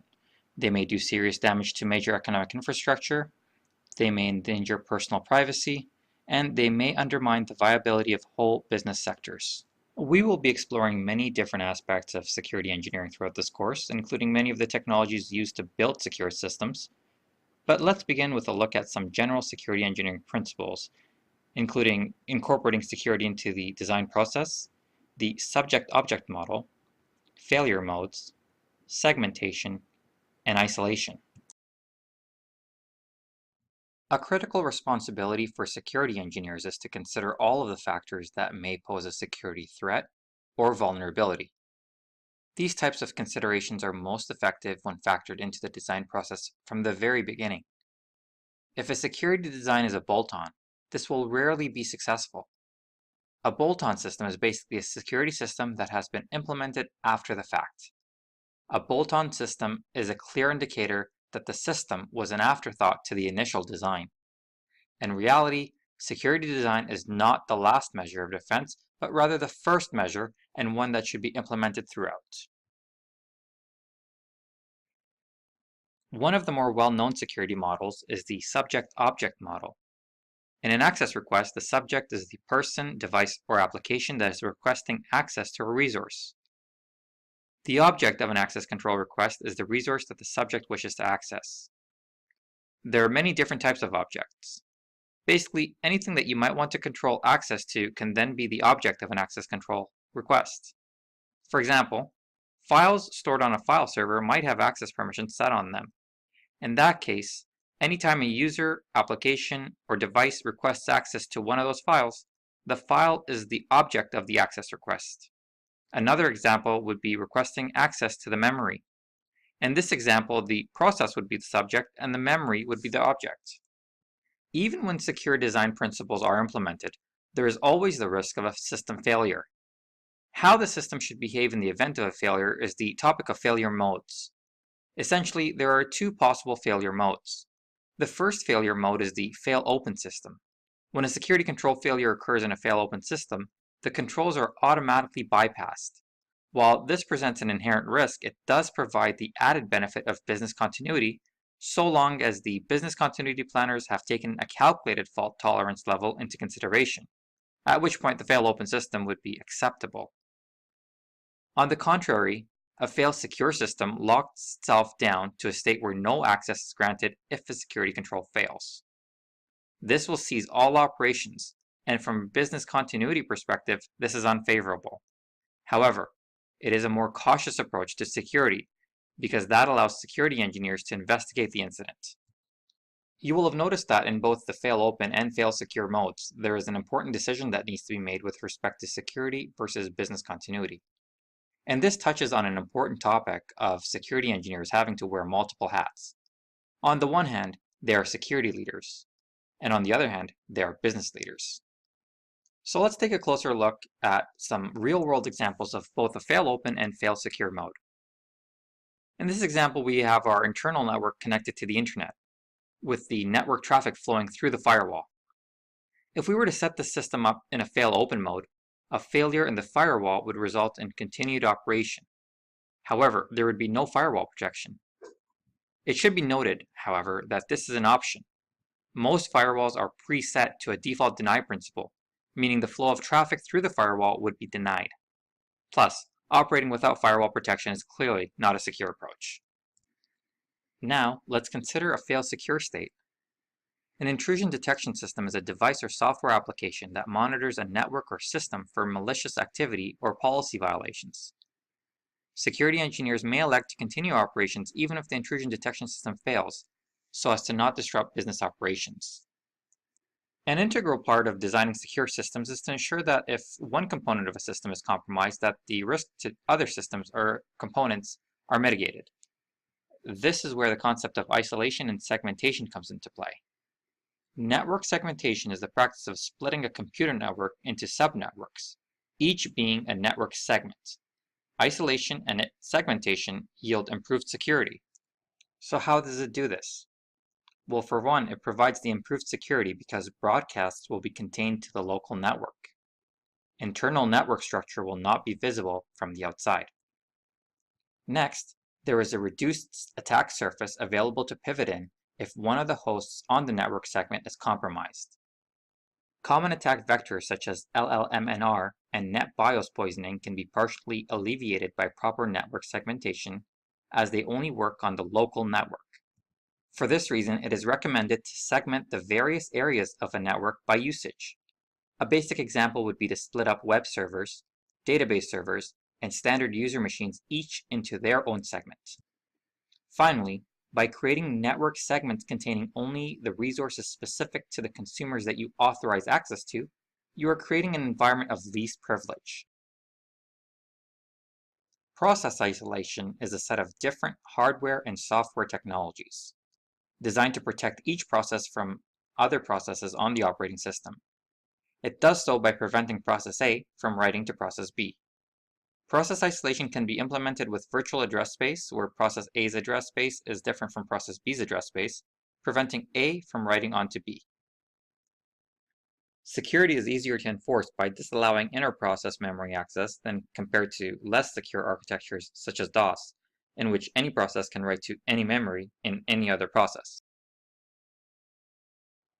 Memory segmentation is the division of a computer's primary memory into segments or sections. In a computer system using segmentation, a reference to a memory location includes a value that identifies a segment and an offset, or a memory location, within that segment. Security models of control are used to determine how security will be implemented, what subject can access the system, and what objects they will have access to. Security models of control are typically implemented by enforcing integrity, confidentiality, or other controls. Keep in mind that each of these models lays out broad guidelines and is not specific in nature. It is up to the developer to decide how these models will be used and integrated into the specific designs. In this lesson, we will discuss multi-level security, the Bell-LaPadula model, and the BIBA model. Both the Bell-LaPadula and BIBA models are designed to provide security within the context of multi-level systems. Multi-level security simply means that a single computing system might be used to store, process, and transmit information of different classification levels, and the users of that system might have different security clearances. For example, an assistant might handle confidential, secret, and top secret information, even though some using the system don't have a top secret security clearance. The Bell-LaPadula model is a state-machine model used for enforcing access control in government and military applications. It was developed by David Elliott Bell and Leonard LaPadula, subsequent to strong guidance from Roger Shell, to formalize the U.S. Department of Defense multi-level security policy. The model is a formal straight transition model of computer security policy that describes a set of access control rules which use security labels on objects and clearances for subjects. Security labels range from the most sensitive, for example, top secret, down to the least sensitive, for example, unclassified or public. The Bell-LaPadula model is an example of a model where there is no clear distinction between protection and security. The Bell-LaPadula model is defined by the following three properties. Simple security property. This property states that a subject at one level of confidentiality is not allowed to read information at a higher level of confidentiality.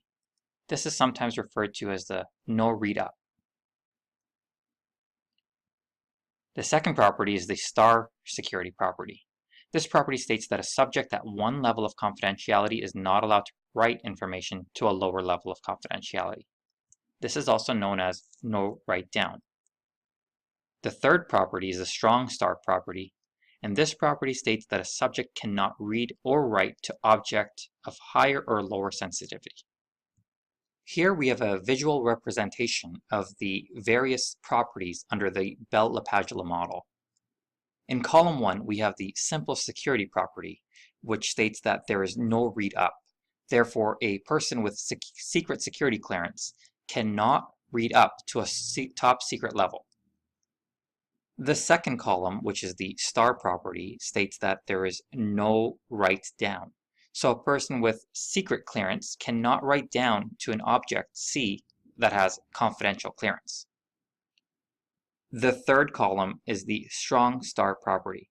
This property states that the subject cannot read or write to an object of higher or lower sensitivity, which is why we have the X's going from B both to A and to object C.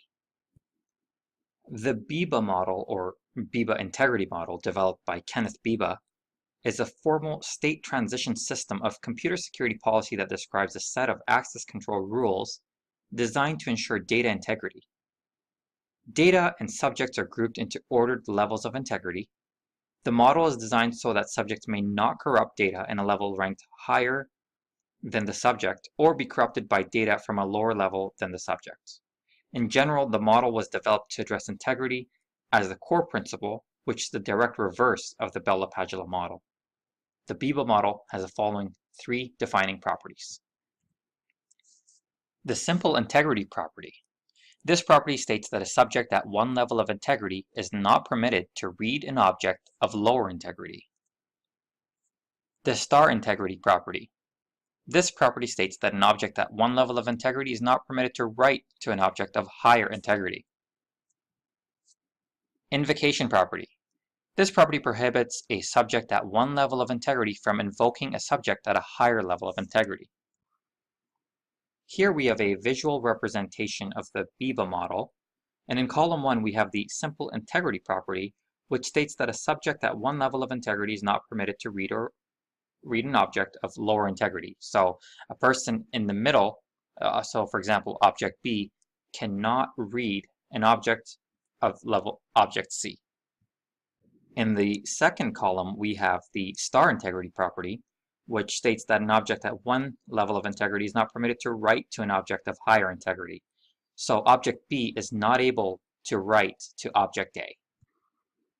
One easy way to remember these rules is to note that the star property in both BIBA and Bell-LaPadula deal with write. Just remember, it's written in the stars. Another helpful tip is to remember the purpose of the BIBA model. Just keep in mind that the I in BIBA stands for integrity. Security requirements. If we look at the roots of information in cybersecurity, we will quickly learn that long before information security was tackled head-on in the private sector, it was heavily designed and implemented at the government level. The Trusted Computer System Evaluation Criteria, TCSEC book, is a standard from the United States Department of Defense that discusses rating security controls for computer systems. It is also often referred to as the Orange Book. The standard was originally released in 1983 and updated in 1985 before being replaced by the Common Criteria standard in 2005. The Orange Book standard includes 4 top-level categories of security: minimal security, discretionary protection, mandatory protection, and verified protection. In this standard, security begins at the lowest classes in an access control mechanism and ends in the highest class with a mechanism that a clever and determined user cannot circumvent. The Orange Book also defines a trusted system and measures trust in terms of security policies and assurance. TCSEC measures accountability according to independent verification, authentication, and ordering. The TCSEC, or Orange Book, is part of a rainbow series of different manuals put out by US federal government agencies, so named for their colorful printed covers. So let's quickly summarize what we learned. The TCSEC is a Department of Defense Trusted Computer System Information Criteria.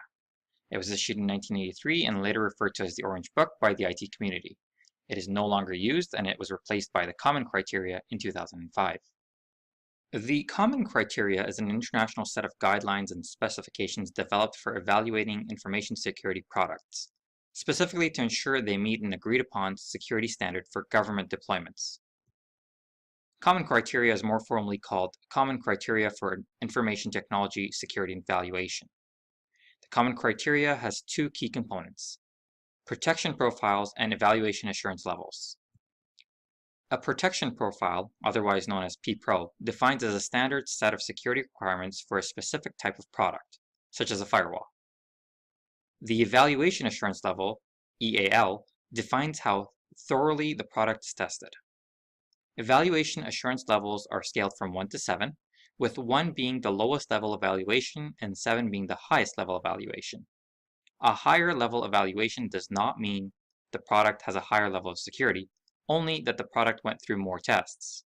To submit a product for evaluation, the vendor must first complete a security target description, which includes an overview of the product and the product's security features, an evaluation of potential security threats, and the vendor's self-assessment detailing how the product conforms to the relevant protection profile and the EAT the vendor chooses to test again.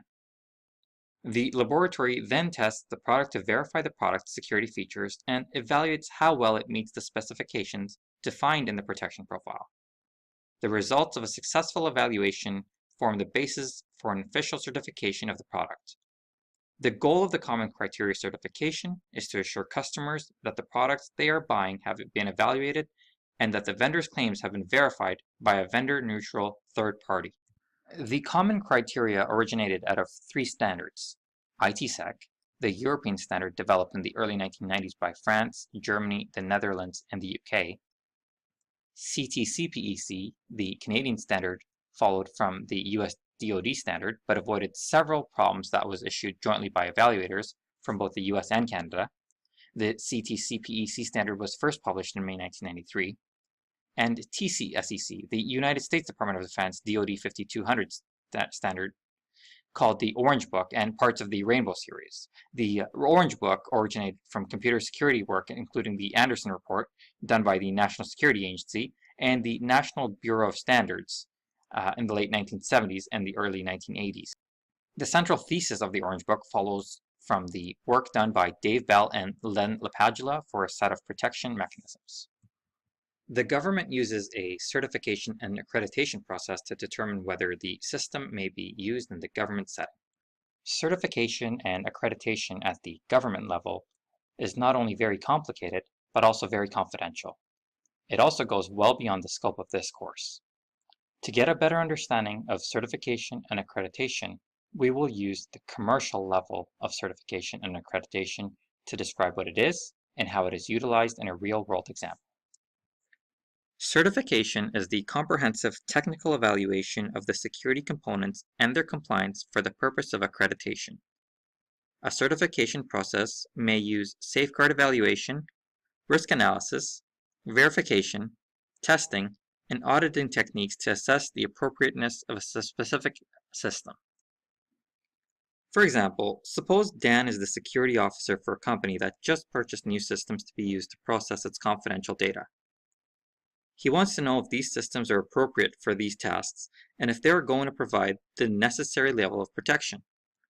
He also wants to make sure they are compatible with its current environment, do not reduce productivity, and do not open new doors to new threats. Basically, he wants to know if these are the right products for his company. He could pay a company that specializes in these matters to perform the necessary procedures to certify the systems, but he wants to carry out the process internally. The evaluation team will perform tests on the software configurations, hardware, firmware, design, implementation, system procedures, and physical and communication controls. The goal of the certification process is to ensure that the system, product, or network is right for the customer's purposes. Customers will rely upon a product for slightly different reasons, and environments will have various threat levels. So a particular product is not necessarily the best fit for every single customer out there. Of course, vendors will try to convince you otherwise. The product has to provide the right functionality and security for the individual customer, which is the whole purpose of the certification process. The certification process and corresponding documentation will indicate the good, the bad, and the ugly about the product and how it works within the given environment. Dan will take these results and present them to his management for the accreditation process. Accreditation is the formal acceptance of the adequacy of the system's overall security and functionality by management. The certification information is presented to management or the responsible body, and it is up to management to ask questions, review the reports and findings, and decide whether to accept the product and whether any corrective action needs to be taken place. Once satisfied with the system's overall security as presented, management makes a formal accreditation statement. By doing this, management is stating it understands the level of protection the security system will provide in its current environment and understands the security risks associated with installing and maintaining the system. With that having been said, here is a very helpful tip for you to remember. Certification is a technical review that assesses the security mechanisms and evaluates their effectiveness. Accreditation, however, is the management's official acceptance of the information in the certification process findings. There are 4 options available for an accreditation authority when making an accreditation decision. A full authorization to operate is valid for 3 years. Alternatively, if there are some security issues that need to be addressed, but not significant enough to not grant authorization, the authorization authority may grant an interim authorization to operate. This would grant authorization while providing a 6-month window to address any security issues that the authorizing authority deems need to be addressed. If an interim authorization to test is granted, then the system may be used for test purposes only. The final accreditation decision is a denial of authorization to operate. With a denial of authorization, the use of the system is entirely prohibited. Virtualization refers to the creation of a virtual resource such as a server, desktop, operating system, file, storage, or network. The main goal of virtualization is to manage workloads by radically transforming traditional computing to make it more scalable. Virtualization has been part of the IT landscape for decades now, and today it can be applied to a wide range of system layers, including operating system level virtualization, hardware level virtualization, and server virtualization. We'll discuss virtualization in further detail, but first let's consider the technology landscape that has led up to virtualization. From the 1950s through the 1970s, the US group of manufacturers known as the IBM and Seven Dwarfs, which by the way included Honeywell and General Electric, developed mainframe computers that dominated the next few decades. Mainframe computers are computers used primarily by large organizations for critical applications, bulk data processing such as census, industry and consumer statistics, enterprise resource planning, and transaction processing. These mainframe computers were the backbone to the data centers for many years. As technology further advanced, the client-server model emerged in the 1980s and 90s. The client-server model had several unique, distinctive advantages. The first advantage is centralization of control. It provides access, resources, and integrity of the data that are controlled by the dedicated server so that a program or unauthorized client cannot damage the system. This centralization also facilitates tasks of updating data or other resources. The second advantage is scalability. You can actually increase the capacity of clients and servers separately. Any element can be increased or enhanced at any time, or you can add new nodes to the network, for example, clients or servers. A third advantage is that it has easy maintenance. It allows you to distribute the roles and responsibilities to several standalone computers. You can replace, repair, upgrade, or even move a server, while customers will not be affected by that change, or they'll be minimally affected. This independence of the change is also known as encapsulation. While the client-server model has many advantages, its shortcomings are significant. For one, it's resulted in wasted resources. Due to the nature of internet traffic, servers were sitting idle for extended periods of time. It was only when there was a spike in network traffic that the servers would be utilized at an acceptable level. There was clearly demand for a more efficient method, and it was around that same time virtualization technology became available. Virtualization allowed many different virtual servers to make use of the same underlying hardware. The clear-cut advantage of utilizing a shared hardware platform is that it allows a shift of memory, storage, and processing power to wherever it's needed most at any given time. VMware is a perfect example of a virtualization platform that makes this possible. So how does virtualization work exactly? Software called hypervisors separate the physical resources from the virtual environments, the things that need those resources. Hypervisors can sit on top of the operating system, like on a laptop, or be installed directly onto hardware, like a server, which is how most enterprises virtualize. Hypervisors take your physical resources and divide them up so that the virtual environments can use them. Resources are partitioned as needed from the physical environment to the many virtual environments. Users interact with and run computations within the virtual environment, typically called a guest machine or virtual machine. The virtual machine functions as a single data file, and like any digital file, it can be moved from one computer to another, opened in either one, and be expected to work the same.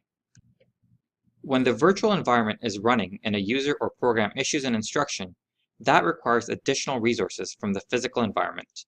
The hypervisor relays the request to the physical system and caches the changes, which all happens at close to native speed, particularly if the request is sent through an open source hypervisor based on KVM, the kernel-based virtual machine. Let's discuss the types of virtualization. First, starting with data virtualization. Data that's spread all over can be consolidated into a single source. Data virtualization allows companies to treat data as a dynamic supply, providing processing capabilities that can bring together data from multiple sources, easily accommodate new data, and transform data according to user needs. Data virtualization tools like Red Hat, JBoss, Data Virtualization sits in front of multiple data sources and allows them to be treated as a single source, delivering the needed data in the required form at the right time to any application or user. Next, there's desktop virtualization. This is easily confused with operating system virtualization, which allows you to deploy multiple operating systems on a single machine. Desktop virtualization allows a central administrator, or automated administration tool, to deploy simulated desktop environments to hundreds of physical machines at once. Unlike traditional desktop environments that are physically installed, configured, and updated on each machine, desktop virtualization allows admins to perform mass configurations, updates, and security checks on all virtual desktops. Next, we have server virtualization. Servers are computers designed to process a high volume of specific tasks really well, so other computers, like laptops and desktops, can do a variety of other tasks. Virtualizing a server lets it to do more of those specific functions and involves partitioning it so that the components can be used to serve multiple functions. Next, we have operating system virtualization. Operating system virtualizations happens at the kernel, which is essentially the central task managers of operating systems. It's a useful way to run Linux and Windows environments side by side. Enterprises can also push virtual operating systems to computers, which reduces bulk hardware costs since the computers don't require such high out-of-the-box capabilities. It increases security since all virtual instances can be monitored and isolated, and it limits time spent on IT services like software updates. For security professionals, virtualization poses a number of legitimate security concerns around virtual machine isolation. In a physical server environment, each server runs on its own dedicated processor and memory resources.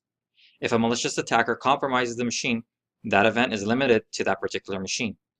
In a virtualized environment, however, a malicious attacker may break out of the virtualized guest operating system and therefore pose an immediate threat to other systems as well.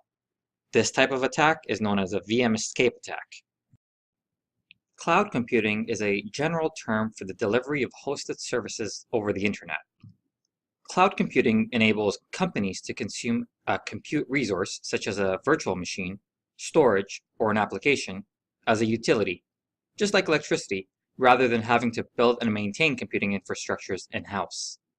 It is therefore the practice of using a network of remote servers hosted on the internet to store, manage, and process data, rather than a local server or a personal computer. Cloud computing boasts several attractive benefits for businesses and end users. 5 of the main benefits of cloud computing are self-serve provisioning, whereby end users can spin up computer resources for almost any type of workload on demand. This eliminates the traditional need for IT administrators to provision and manage compute resources. Another benefit would be elasticity, whereby companies can scale up as computing needs increase and scale down again as demands decrease. This eliminates the need for massive investments in local infrastructure, which may or may not remain active. Another benefit would be pay-per-use. Compute resources are measured at a granular level, enabling users to pay only for the resources and workloads they use. Workload resilience. Cloud service providers often implement redundant resources to ensure resilient storage and to keep users' important workloads running, often across multiple global regions. The 5th benefit of cloud computing is migration flexibility. Organizations can move certain workloads to or from the cloud or to different cloud platforms as desired or automatically for better cost savings or to use new services as they emerge. Cloud computing offers various deployment models. Private cloud is a cloud infrastructure operated solely for a single organization, whether managed internally or by a third party, and hosted either internally or externally. Undertaking a private cloud project requires significant engagement to virtualize the business environment and requires the organization to reevaluate decisions about existing resources. It can improve business, but every step in the project raises security issues that must be addressed to prevent serious vulnerabilities. Self-run data centers are generally capital intensive. They have a significant physical footprint requiring allocations of space, hardware, and environmental controls. These assets have to be refreshed periodically, resulting in additional capital expenditures. They have attracted criticism because users still have to buy, build, and manage them, and thus do not benefit from less hands-on management, essentially lacking the economic model that makes cloud computing such an intriguing concept. Public cloud. A cloud is called a public cloud when the services are rendered over a network that is open for public use. Public cloud services may be free. Technically, there may be little or no difference between public and private cloud architecture. However, security consideration may be substantially different for services, for example, applications, storage, and other resources that are made available by a service provider for a public audience and when communication is effected over a non-trusted network. Generally, public cloud service providers like Amazon Web Services, Oracle, Microsoft, and Google own and operate the infrastructure at their data center, and access is generally via the internet. AWS, Oracle, Microsoft, and Google also offer Direct Connect services called AWS Direct Connect, Oracle Fast Connect, Azure ExpressRoute, and Cloud Interconnect, respectively. Such connections require customers to purchase or lease a private connection to a peering point offered by the cloud provider. Hybrid cloud. Hybrid cloud is a composition of two or more clouds, private, community, or public, that remain distinct entities but are bound together, offering the benefits of multiple deployment models. Hybrid cloud can also mean the ability to connect, colocation, manage, and/or dedicate services with cloud resources. A hybrid cloud service crosses isolation and provider boundaries so that it can't be simply put in one category of private, public, or community cloud service. It essentially allows one to extend either the capacity or the capability of a cloud service by aggregation, integration, or customization with another cloud service. Varied use cases for hybrid cloud compositions exist as well. For example, an organization may store sensitive client data in-house on a private cloud application, but interconnect that application to a business intelligence application provided on a cloud as a software service. This example of hybrid cloud extends the capabilities of the enterprise to deliver a specific business service through the addition of externally available public cloud services. Hybrid cloud adoption depends on a number of factors such as data security, the compliance requirements, level of control needed over data, and the applications an organization uses. So let's summarize what we've learned. A public cloud is cost-effective, is easy to deploy, offers on-demand scalability, is reliable, offers continuous uptime, and requires almost zero maintenance. The benefit of a private cloud model is that it offers a higher level of data security and safety, it's less risky, offers reliability, agility, and efficiency. Finally, the hybrid model is secure and safe, it's cost-effective, it adds the added benefit of being flexible and scalable, and it's easy to transition into. Let's discuss public cloud tiers. Though service-oriented architecture advocates everything as a service with the acronyms EAAS or XAAS, cloud computing providers offer their services according to different models, of which the three standard models per NIST are infrastructure as a service, platform as a service, and software as a service. These models offer increasing abstraction. They are thus often portrayed as layers in a stack, infrastructure, platform, and software as a service, but these need not be related. For example, one can provide software as a service implemented on physical machines, bare metal, without using underlying PAAS or IaaS layers, and conversely, one can run a program as IaaS and access it directly without wrapping it as SaaS. Let's discuss software as a service, infrastructure as a service, and platform as a service in a little bit more detail. Software as a service is the capability provided to the consumer to use the provider's application running on a cloud infrastructure. The applications are accessible from various client devices through either a thin client interface, such as a web browser, for example, web-based email, or a program interface.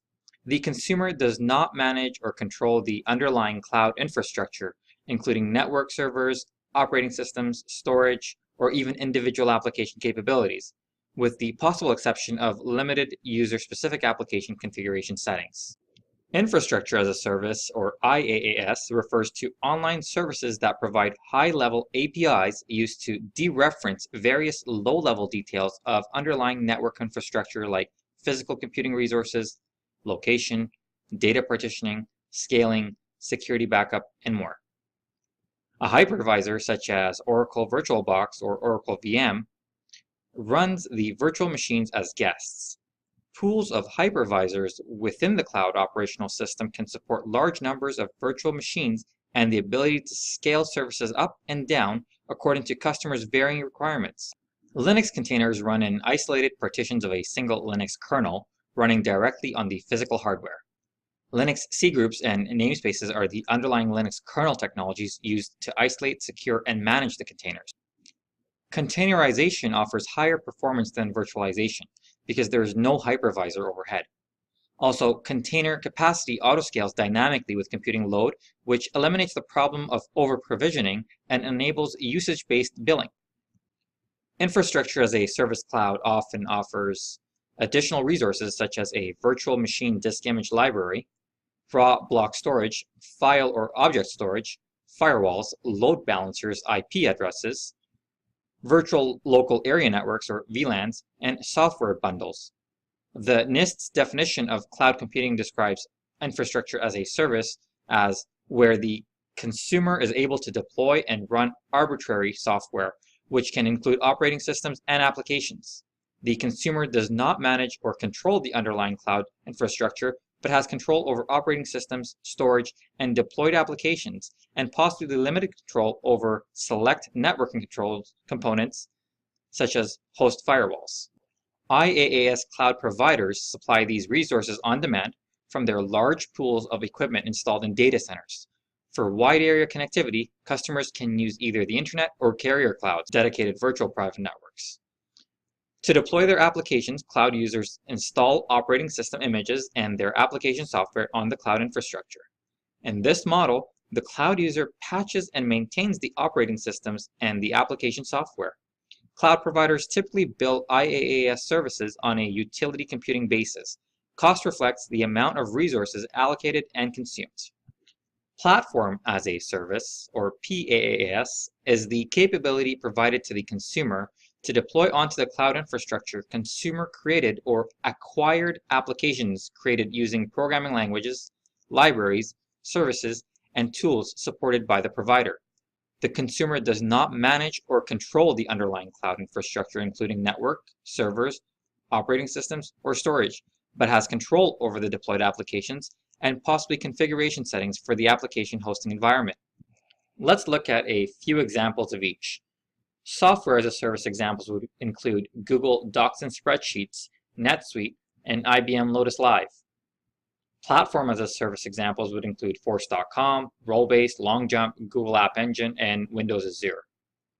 Infrastructure as a service examples would include Joint, Amazon Web Services, VMware, and Rockspace Hosting. In a cloud computing model, professionals must look at security from a different perspective. The shared responsibility approach requires that both vendors and customers take responsibility for different elements of security. In an infrastructure as a service approach, the vendor is responsible for managing the security of their hardware and data center.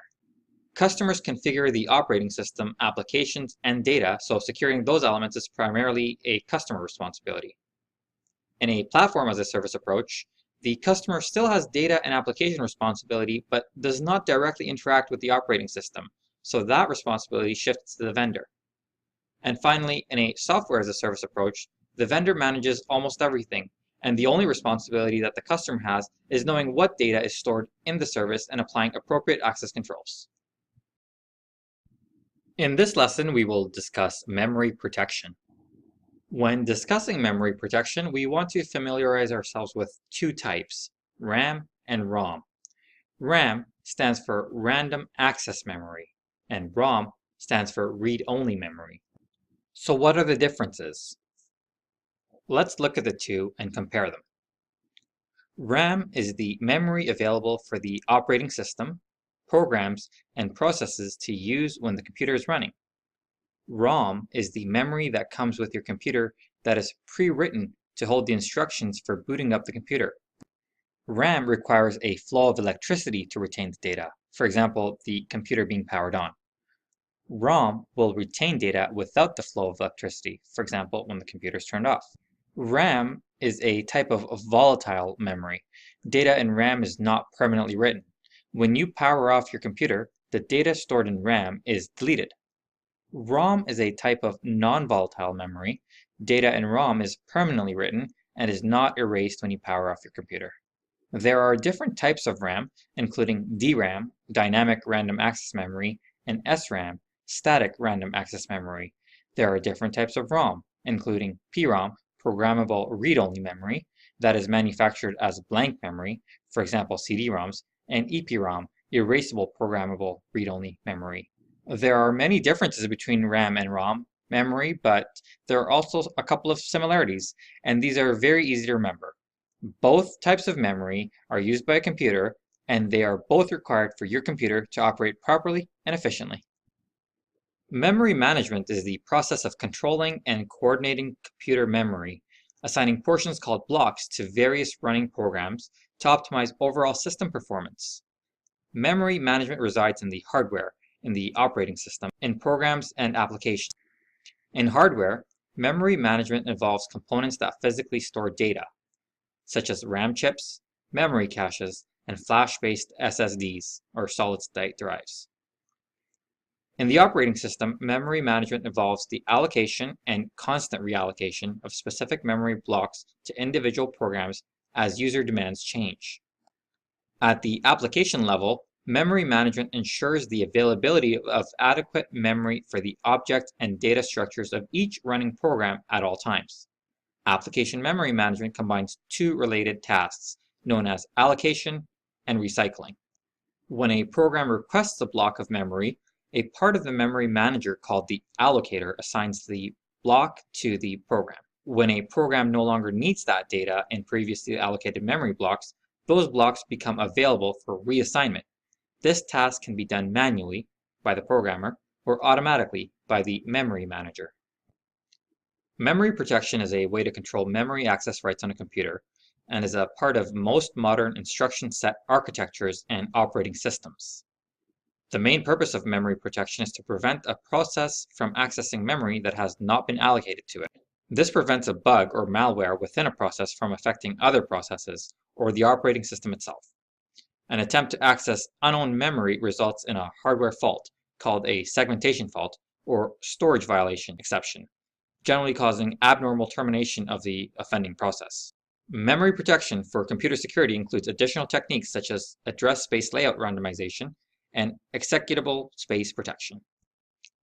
A segmentation fault, often shortened to segfault or access violation, is a fault or failure condition raised by hardware with memory protection, notifying an operating system the software has attempted to access a restricted area of memory, a memory access violation.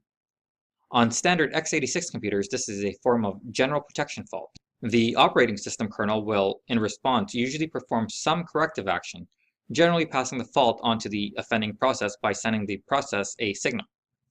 Processes can in some cases install a custom signal handler, allowing them to recover on their own, but otherwise the operating system default signal handler is used, generally causing abnormal termination of the process, a program crash in other words, and sometimes a core dump.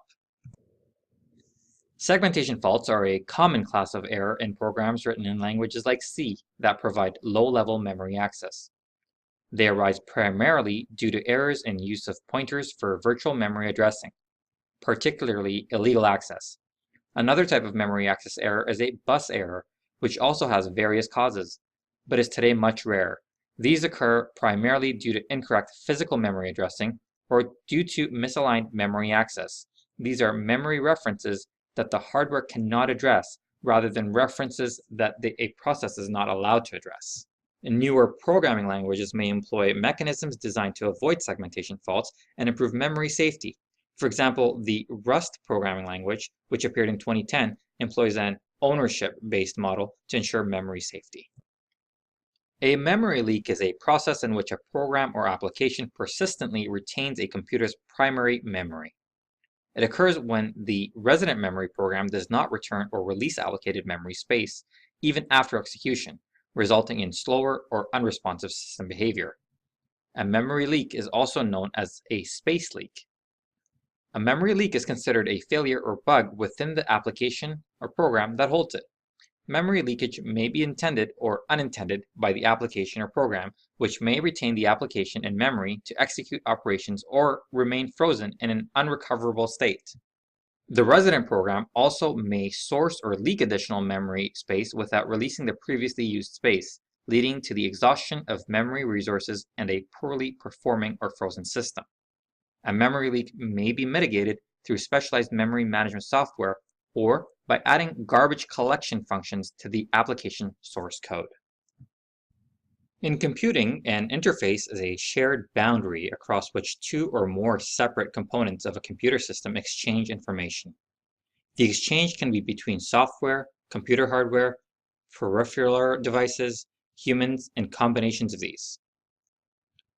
Some computer hardware devices, such as a touchscreen, can both send and receive data through the interface, while others, such as a mouse or microphone, may only provide an interface to send data to a given system. API is the acronym for Application Programming Interface, which is a software intermediary that allows two applications to talk to each other.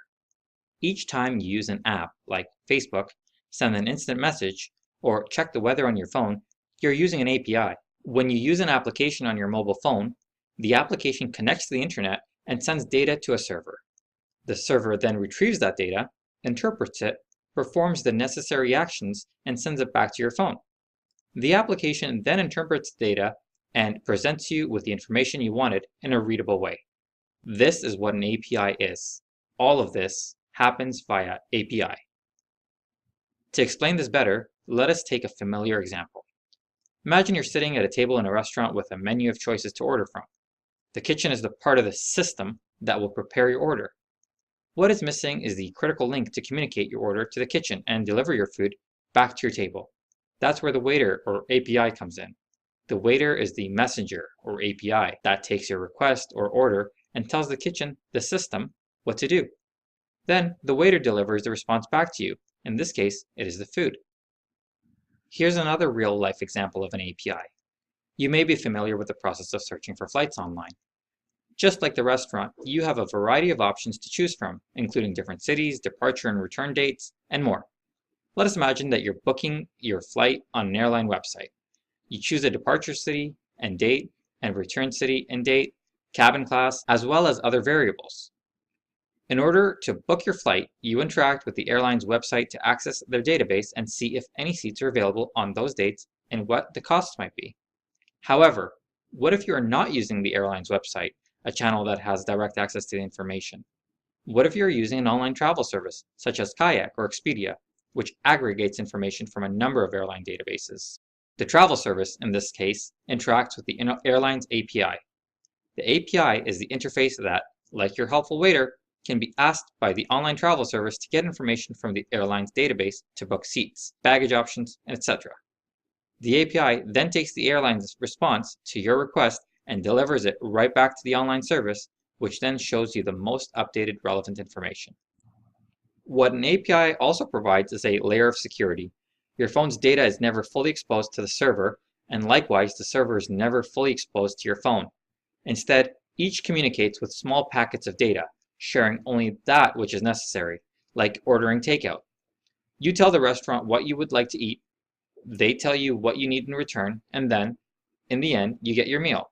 APIs have become so valuable that they comprise a large part of many businesses' revenue.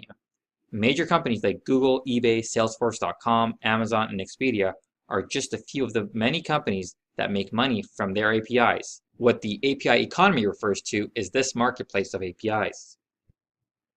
Modern API has taken on some characteristics that make them extraordinarily valuable and useful.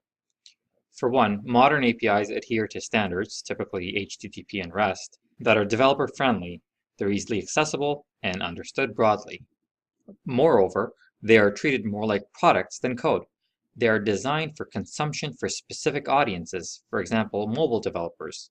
They are documented, and they are versioned in a way that users can have certain expectations of its maintenance and lifecycle.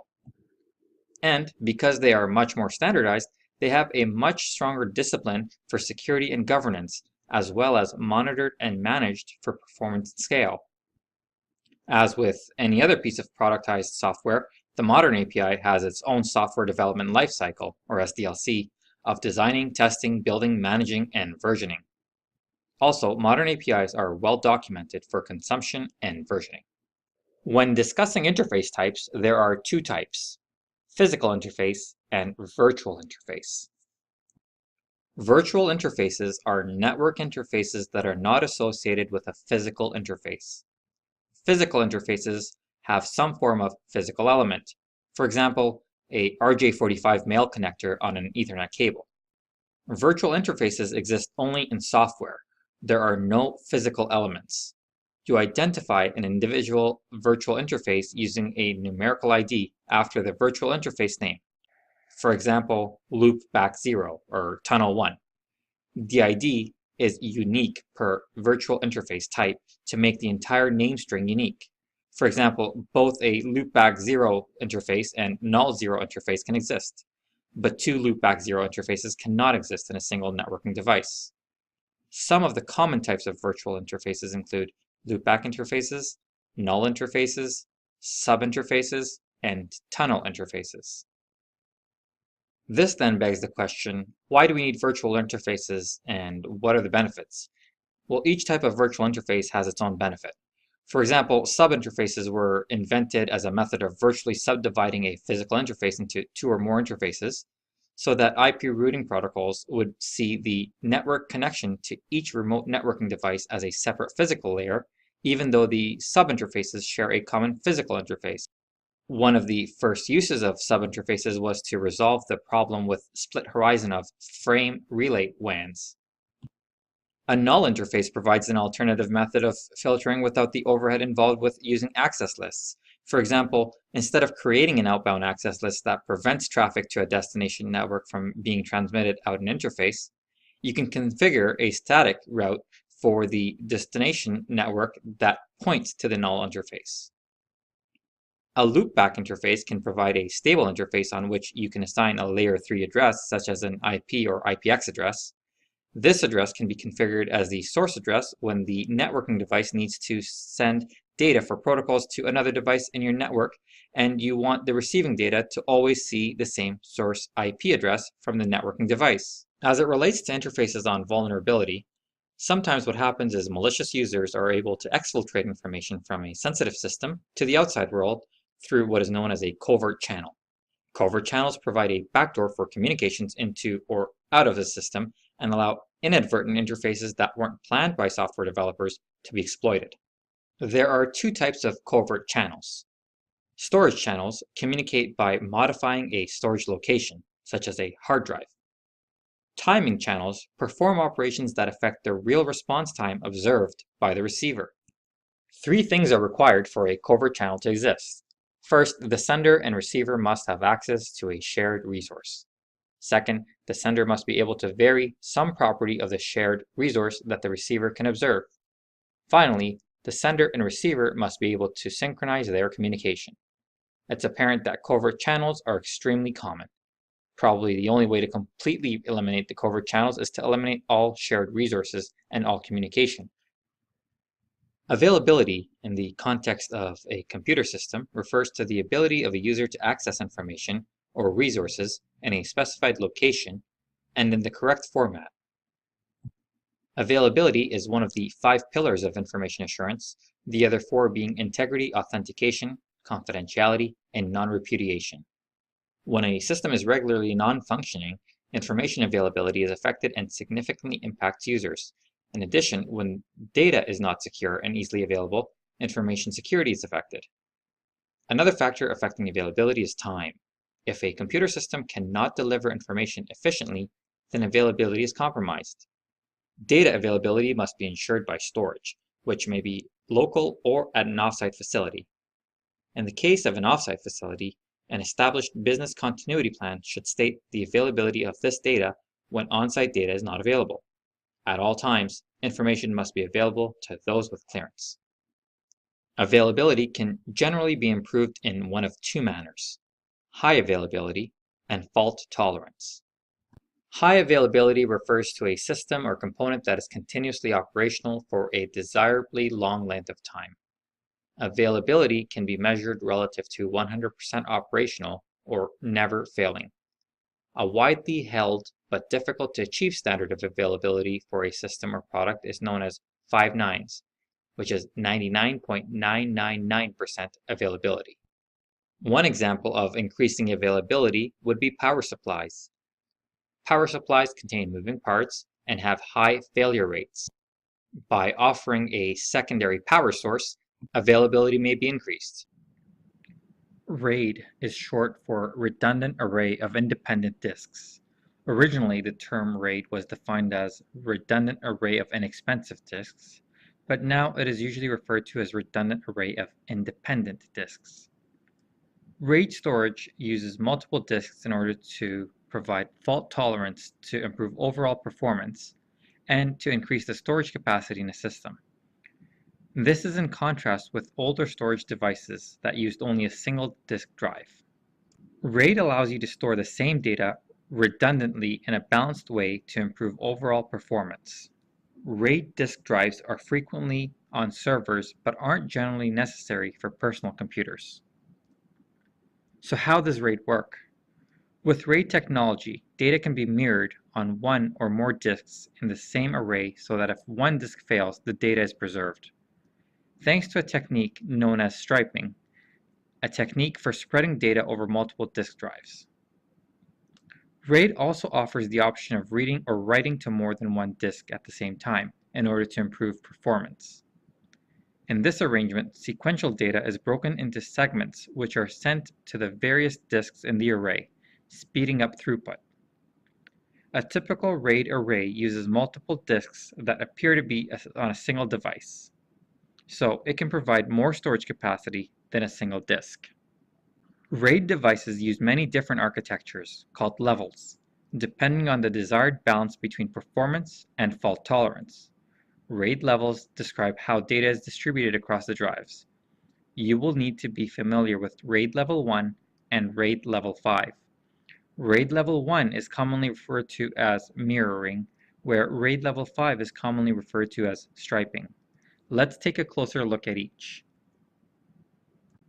RAID 1 consists of an exact copy, or mirror, of a set of data on two or more disks. A classic RAID 1 mirrored pair contains two disks. This configuration offers no parity, striping, or spanning of the disk space across multiple disks, since the data is mirrored on all disks belonging to the array, and the array can only be as big as the smallest member disk. This layout is useful when read performance or reliability is more important than write performance or the resulting data storage capacity. RAID 5 is a RAID configuration that uses disk striping with parity.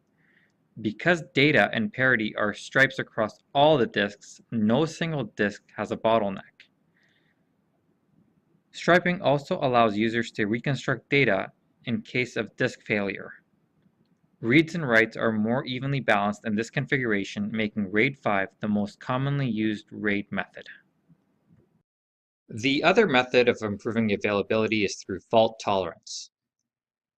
Fault-tolerant technology is a capability of a computer system, electronic system, or network to deliver uninterrupted service despite one or more of its components failing. Fault tolerance also resolves potential service interruptions related to software or logic errors. The purpose is to prevent catastrophic failure that could result from a single point of failure. Let's look at a few examples of how we can integrate fault tolerance into a new or existing system. Fault tolerance can include responding to a power failure, which is the lowest level of fault tolerance, immediately using a backup system in the event of a system failure, allowing mirrored disks to immediately take over for a failed disk, and multiple processors working together and comparing data and output for errors, then immediately correcting the detected errors. Every vibrant technology marketplace needs an unbiased source of information on best practices as well as an active body advocating open standards. In the application security space, one of those groups is the Open Web Application Security Project, or OWASP for short. OWASP operates as a nonprofit and is not affiliated with any technology company, which means it is in a unique position to provide impartial, practical information about AppSec to individuals, corporations, universities, governments, agencies, and other organizations worldwide.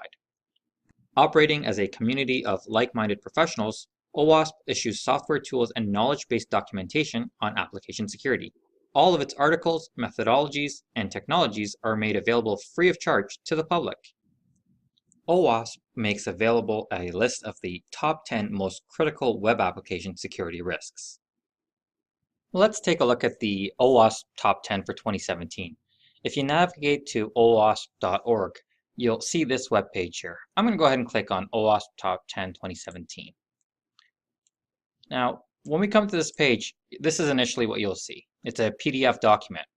I'd like to draw your attention to page 6. This page has something that I personally find very interesting. It actually shows you what the application security risks are and the threat agents, the vectors, the actual weakness, what kind of security controls there would be, the technical impacts and the business impacts, and it actually shows you the route that it would take. This is actually very helpful to know.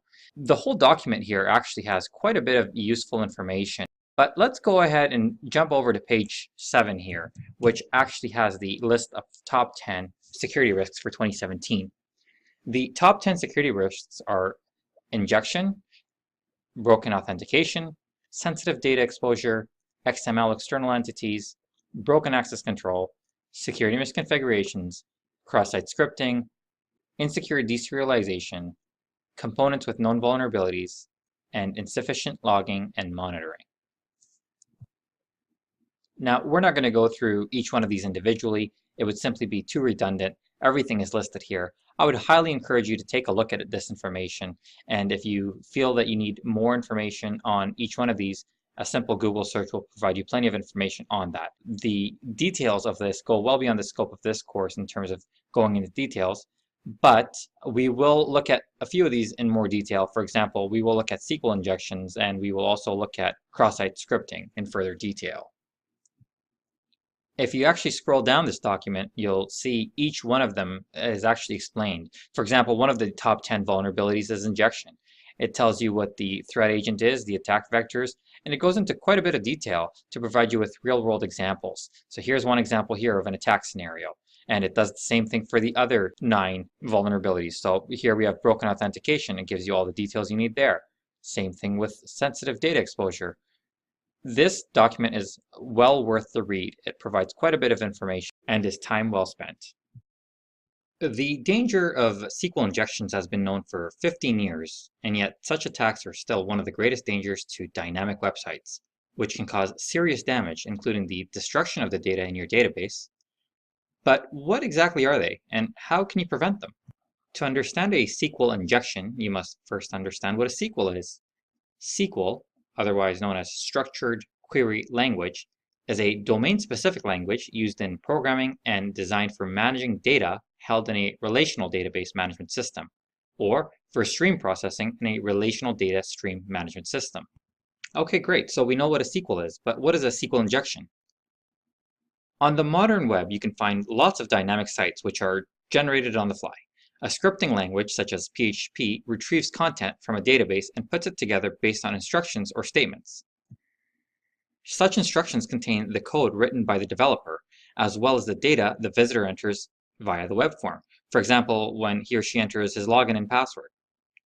If a developer is not careful enough when writing his or her statements, ill-intentioned people will have the opportunity to slip malicious code into the data they enter, allowing them to execute other instructions.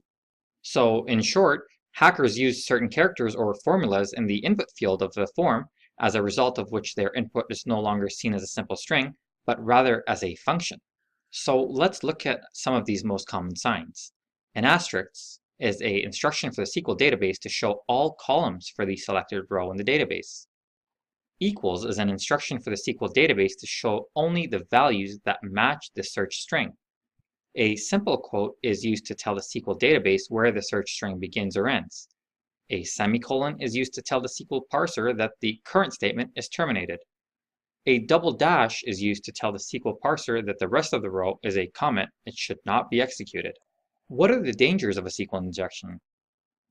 As previously stated, SQL injection is an attack in which extra code is added to the input.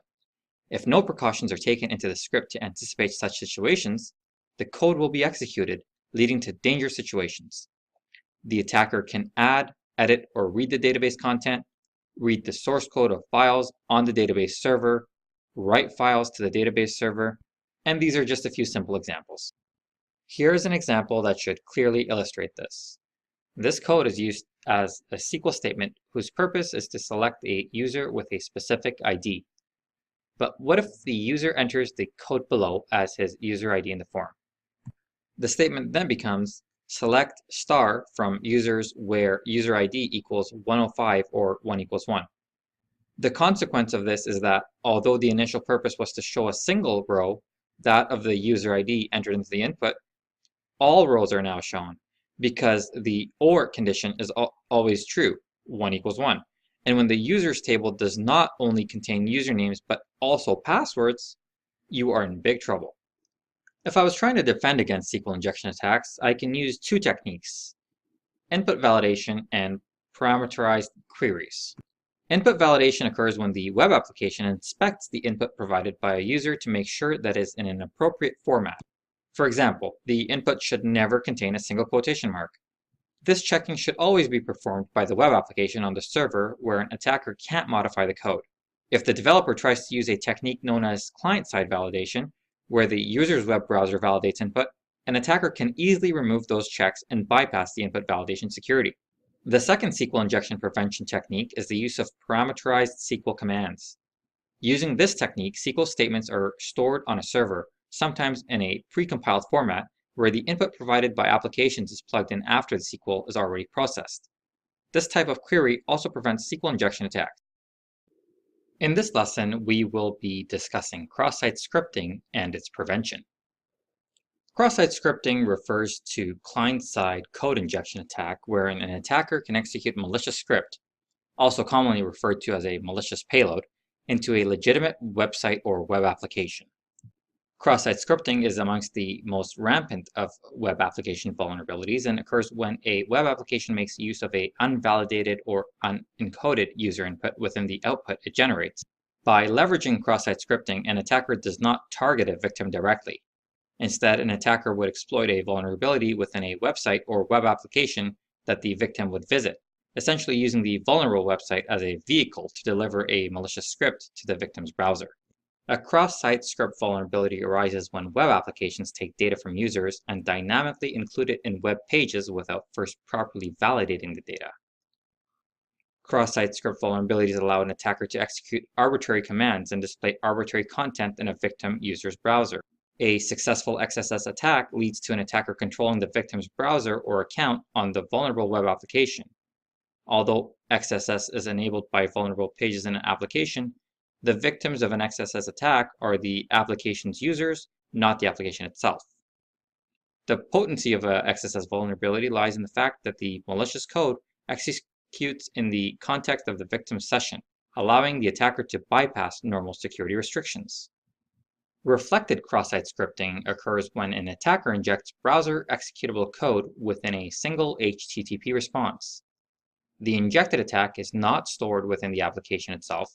It is non-persistent and only impacts the users who open a maliciously crafted link or third-party web page. There are many ways in which an attacker can entice a victim into initiating a reflective XSS request. For example, the attacker could send the victim a misleading email with a link containing malicious JavaScript. If the victim clicks on the link, the HTTP request is initiated from the victim's browser and sent to the vulnerable web application.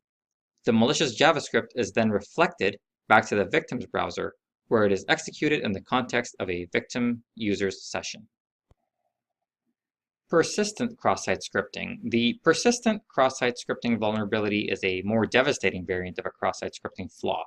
It occurs when the data provided by the attacker is saved by the server and then permanently displayed on normal pages, returned to other users in the course of regular browsing, without proper HTML escaping. Consider a web application that allows users to enter a username that is displayed on each user's profile page. The application stores each username in a local database. A malicious user notices that the web application fails to sanitize the username field and inputs malicious JavaScript code as part of their username. When other users view the attacker's profile page, the malicious code automatically executes into the context of their session. When attackers succeed in exploiting XSS vulnerabilities, they can gain access to account credentials. They can also spread web worms or access the user's computer and view the user's browser history, or control the browser remotely. After gaining control of the victim's system, attackers can also analyze and use other intranet applications. By exploiting XSS vulnerabilities, an attacker can perform malicious actions such as hijack an account, spread web worms, access browser history and clipboard contents, control the browser remotely, and scan and exploit intranet appliances and applications. So how do we prevent cross-site scripting? Well, the best way to do it is use input validation. In other words, do not allow script tags in the user-supplied input. Let's turn our attention to cross-site request forgery and how to defend against it. Cross-site request forgery, also known as a one-click attack or session writing, and abbreviated as CSRF, or XSRF, is a type of malicious exploit of a website where unauthorized commands are transmitted from a user that the web application trusts. Cross-site request forgery has several key concepts. First, malicious requests are sent from a site that a user visits to another site that the attacker believes the victim is validated against. Next, the malicious requests are routed to the target site via the victim's browser, which is authenticated against the target site. Third, the vulnerability lies in the affected web application, not the victim's browser or the site hosting the CSRF. In a cross-site request forgery attack, the attacker is exploiting how the target web application manages the authentication. For CSRF to be exploited, the victim must be authenticated against the target site. For instance, let's say mybank.com has online banking that is vulnerable to CSRF. If I visit a page containing a CSRF attack on mybank.com, but am not currently logged in, nothing happens. If I am logged in, however, the requests in the attack will be executed as if they were actions that I had intended to take. Let's take a closer look at this type of attack. First, let's assume that I am logged into my account at mybank.com, which allows for standard online banking features, including transferring funds to another account. Now let's say I happen to visit attacker.com. It just so happens that this site is trying to attack people who bank with mybank.com and has set a CSRF attack on this site. The attack will transfer $1,000 to an account. Somewhere on attacker.com, attackers have added this line of code. Upon loading that iframe, my browser will send that request to mybank.com, which my browser has already logged in as me. The request will be processed and send $1,000 to the account. The most common method to prevent cross-site request forgery attacks is to append CSRF tokens to each request and associate them with the user's session. Such tokens should, at a minimum, be unique per user session, but can also be unique per request. By including a challenge token with each request, the developer can ensure that the request is valid and not coming from a source other than the user. Other options of defending against cross-site request forgery attacks include re-architect web applications, preventing the use of HTTP GET requests, advising users to log out of sites, and automatically logging out users after an idle period. We've all heard the term encryption, but what is encryption? Encryption is the process of encoding a message or information in such a way that only authorized parties can access it, and those who are not authorized cannot. It converts information from plain text into encrypted ciphertext. But how does it do this? Encryption uses algorithms. An algorithm is the procedure that the encryption process follows. The specific algorithm is called the cipher, or code. There are many types of encryption algorithms. The encryption's goal and level of security determines the most effective solution.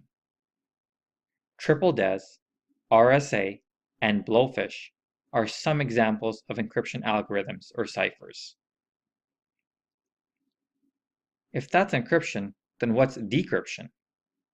Decryption is the process of taking encoded or encrypted text or other data and converting it back into text that you or the computer can read and understand. Decryption converts information from encrypted ciphertext into plain text. So here's a very basic example of how this works. Let's say you send a message. Your phone gets the key from the app server and encrypts the message so only your friend can open it. Then, your friend's phone receives the message and decrypts it using their personal key. Finally, your friend reads the message. That is a basic example of encryption-decryption. Another thing you should be familiar with is private key and public key, and this is central to the concept of encryption. A private key, or symmetric key, means that the encryption and decryption keys are the same. The two parties must have the same key before they can achieve secure communication. So what's a public key? A public key means that the encryption key is published and available for anyone to use. Only the receiving party has access to the decryption key that enables them to read that message. Here is an example. Let's assume you are the sender of a plain text message. That plain text message is encrypted using the recipient's public key. Once that's been done, it's created into ciphertext. That ciphertext is then decrypted. It's decrypted using the recipient's private key. Upon completion, the decrypted message becomes plain text once again and is sent to the recipient. As you can see, there's a public key and a private key involved in this process. Information security has grown to be a colossal factor, especially with modern communication networks, leaving loopholes that could be leveraged to devastating effects. To mitigate this vulnerability, cryptography is used, and in this lesson we will specifically be discussing symmetric and asymmetric cryptography. Before we continue, let's make sure we are clear on a few key terms and concepts. First, let's discuss algorithms. An algorithm is basically a procedure or a formula for solving a data snooping problem. An encryption algorithm is a set of mathematical procedure for performing encryption on data. Through the use of such an algorithm, information is made in the ciphertext and requires the use of a key to transforming the data into its original form. This brings us to the concept of cryptography that has been long used in information security in communication systems. Cryptography is a method of using advanced mathematical principles in storing and transmitting data in a particular form so that only those whom it is intended can read and process it. Encryption is a key concept in cryptography. It is a process whereby a message is encoded in a format that cannot be read or understood by an eavesdropper. The technique is old and was first used by Caesar to encrypt his messages using Caesar cipher. A plain text from a user can be encrypted to ciphertext, then sent through a communication channel, and no eavesdrop can interfere with the plain text. When it reaches the receiver end, the ciphertext is decrypted to the original plain text. Let's familiarize ourselves with a few more key terms. Encryption. Encryption is the process of locking up information using cryptography. Information that has been locked this way is encrypted. Decryption. The process of unlocking encrypted information using cryptographic techniques is called decryption. Key. A secret, like a password, used to encrypt and decrypt information. There are a few different types of keys used in cryptography. At a rudimentary level, symmetry is the quality of being made up of exactly similar parts facing each other or around an axis. In cryptography, when we discuss symmetry, we are referring to keys rather than shapes. There are two categories of encryption algorithms: symmetric algorithms, which are encryption and decryption operations using the same key, and asymmetric algorithms, which is encryption and decryption operations that use different keys. We will first discuss symmetric encryption. This is the simplest kind of encryption that involves only one secret key to cipher and decipher information. Symmetrical encryption is an old and best-known technique. It uses a secret key that can either be a number, a word, or a string of random letters. It is blended with plain text of a message to change the content in a particular way. The sender and the recipient should know the secret key that is used to encrypt and decrypt all the messages. Blowfish, AES, RC4, DES, RC5, and RC6 are all examples of symmetric encryption. The most widely used symmetric encryption algorithm is AES-128, AES-192, and AES-256. The main disadvantage of the symmetric key encryption is that all parties involved have to exchange the key used to encrypt the data before they can decrypt it. Symmetric encryption does provide some unique challenges, however. Let's say that Alice and Bob want to communicate with each other. If they both know the same shared secret, they can use it to exchange encrypted messages with each other. This works great when we only have two people involved. They can simply agree on an encryption key and then use it to communicate with each other. If we have three people involved, now we need to change things up a little bit. Alice and Bob can still use the shared secret key to communicate with each other privately. But now Charlie joins the picture and wants to be able to communicate with Alice and Bob. Each person in the group wants the ability to communicate privately with the other member of the group. Alice already has a way to communicate privately with Bob, but then we need to add a second key that allows her to communicate privately with Charlie. And we still have a missing link here. Bob and Charlie don't have a way to communicate privately. We have to add a third key that allows those two to communicate with each other. So for these three people to communicate privately using symmetric cryptography, we need 3 keys. As groups get larger, we need more and more keys to facilitate this communication. Therefore, the challenge of symmetric cryptography is that the larger the group gets, the more symmetric keys you'll need. And that can be expressed in terms of this formula here. N, open bracket, n minus 1, close bracket, divided by 2. This challenge is thereby alleviated with asymmetric encryption. With asymmetric encryption, there are essentially 2 keys. A private key, which is held in secret by the user and not disclosed by anyone else, and a public key. A public key is freely distributed to everyone with whom the user would like to communicate. Asymmetrical encryption is also known as public key cryptography, which is a relatively new method compared to symmetric encryption. Asymmetrical encryption is also known as public key cryptography, which is a relatively new method compared to symmetric encryption. Asymmetric encryption uses 2 keys to encrypt a plain text. Secret keys are exchanged over the internet or a large network. It ensures that malicious persons do not misuse the keys. It is important to note that anyone with a secret key can decrypt the message, and this is why asymmetrical encryption uses 2 related keys to boosting security. A public key is made freely available to anyone who might want to send you a message. The second private key is kept a secret so that you can only know. A message that is encrypted using a public key can only be decrypted using a private key, while also a message encrypted using a private key can be decrypted using a public key. Security of a public key is not required because it is publicly available and can be passed over the internet. Asymmetric key has far better power in ensuring security of information transmitted during communication. Asymmetric encryption is mostly used in day-to-day communication channels, especially over the internet. Popular asymmetric key encryption algorithm includes RSA, DSA, and elliptic curve techniques. In the information and cybersecurity world, professionals use cryptography for various reasons. Specifically, there are 4 goals of cryptography we are after. These 4 goals are confidentiality, integrity, authentication, and non-repudiation. Confidentiality is roughly equivalent to privacy. Measures undertaken to ensure confidentiality are designed to prevent sensitive information from reaching the wrong people, while making sure that the right people can in fact get it. Access must be restricted to those authorized to view the data in question. It is common, as well, for data to be categorized according to the amount and type of damage that could be done should it fall into unintended hands. More or less stringent measures can be then implemented according to those categories. Integrity involves maintaining the consistency, accuracy, and trustworthiness of data over its entire life cycle.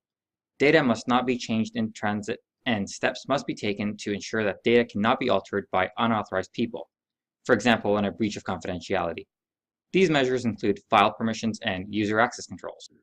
Version control may be used to prevent erroneous changes or accidental deletion of authorized users becoming a problem. In addition, some means must be in place to detect any changes in data that might occur as a result of non-human caused events, such as an electromagnetic pulse or server crash. Some data might include checksums, even cryptographic checksums, for verification of integrity. Backups or redundancies must be available to restore the affected data to its correct state. Another cryptographic goal is authentication. Authentication simply implies that you must prove your identity. For example, Hotmail may authenticate you through your username and password. The final goal of cryptography is non-repudiation. Non-repudiation is verifiable origin of a message.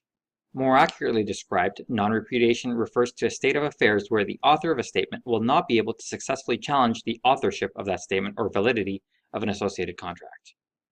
For instance, I send you a PDF contract, you sign it, and send it back to me. At a later date, you refute that that was in fact your signature.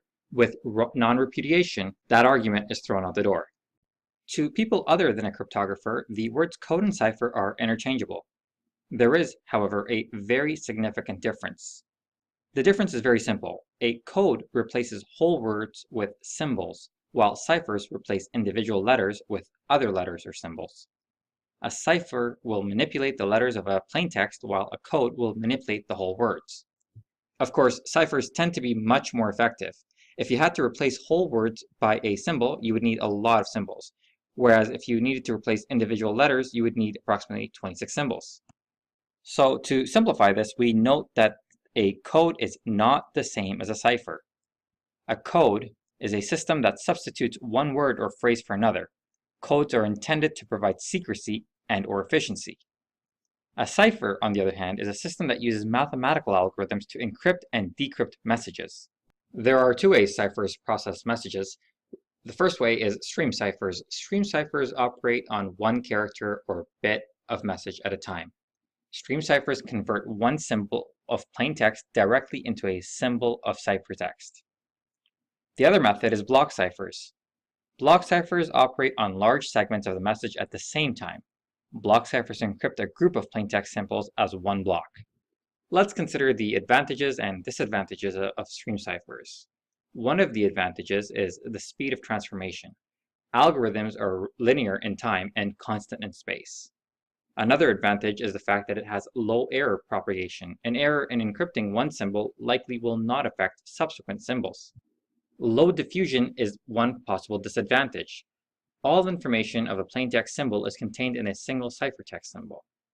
Another disadvantage is susceptibility to insertions or modifications. An active interceptor who breaks the algorithm might insert spurious text that looks authentic. Now let's consider the pros and cons of block ciphers. An advantage is high diffusion. Information from one plaintext symbol is diffused into several ciphertext symbols. Another advantage is immunity to tampering. It's difficult to insert symbols without detection. One of the disadvantages with block cipher is the slowness of encryption.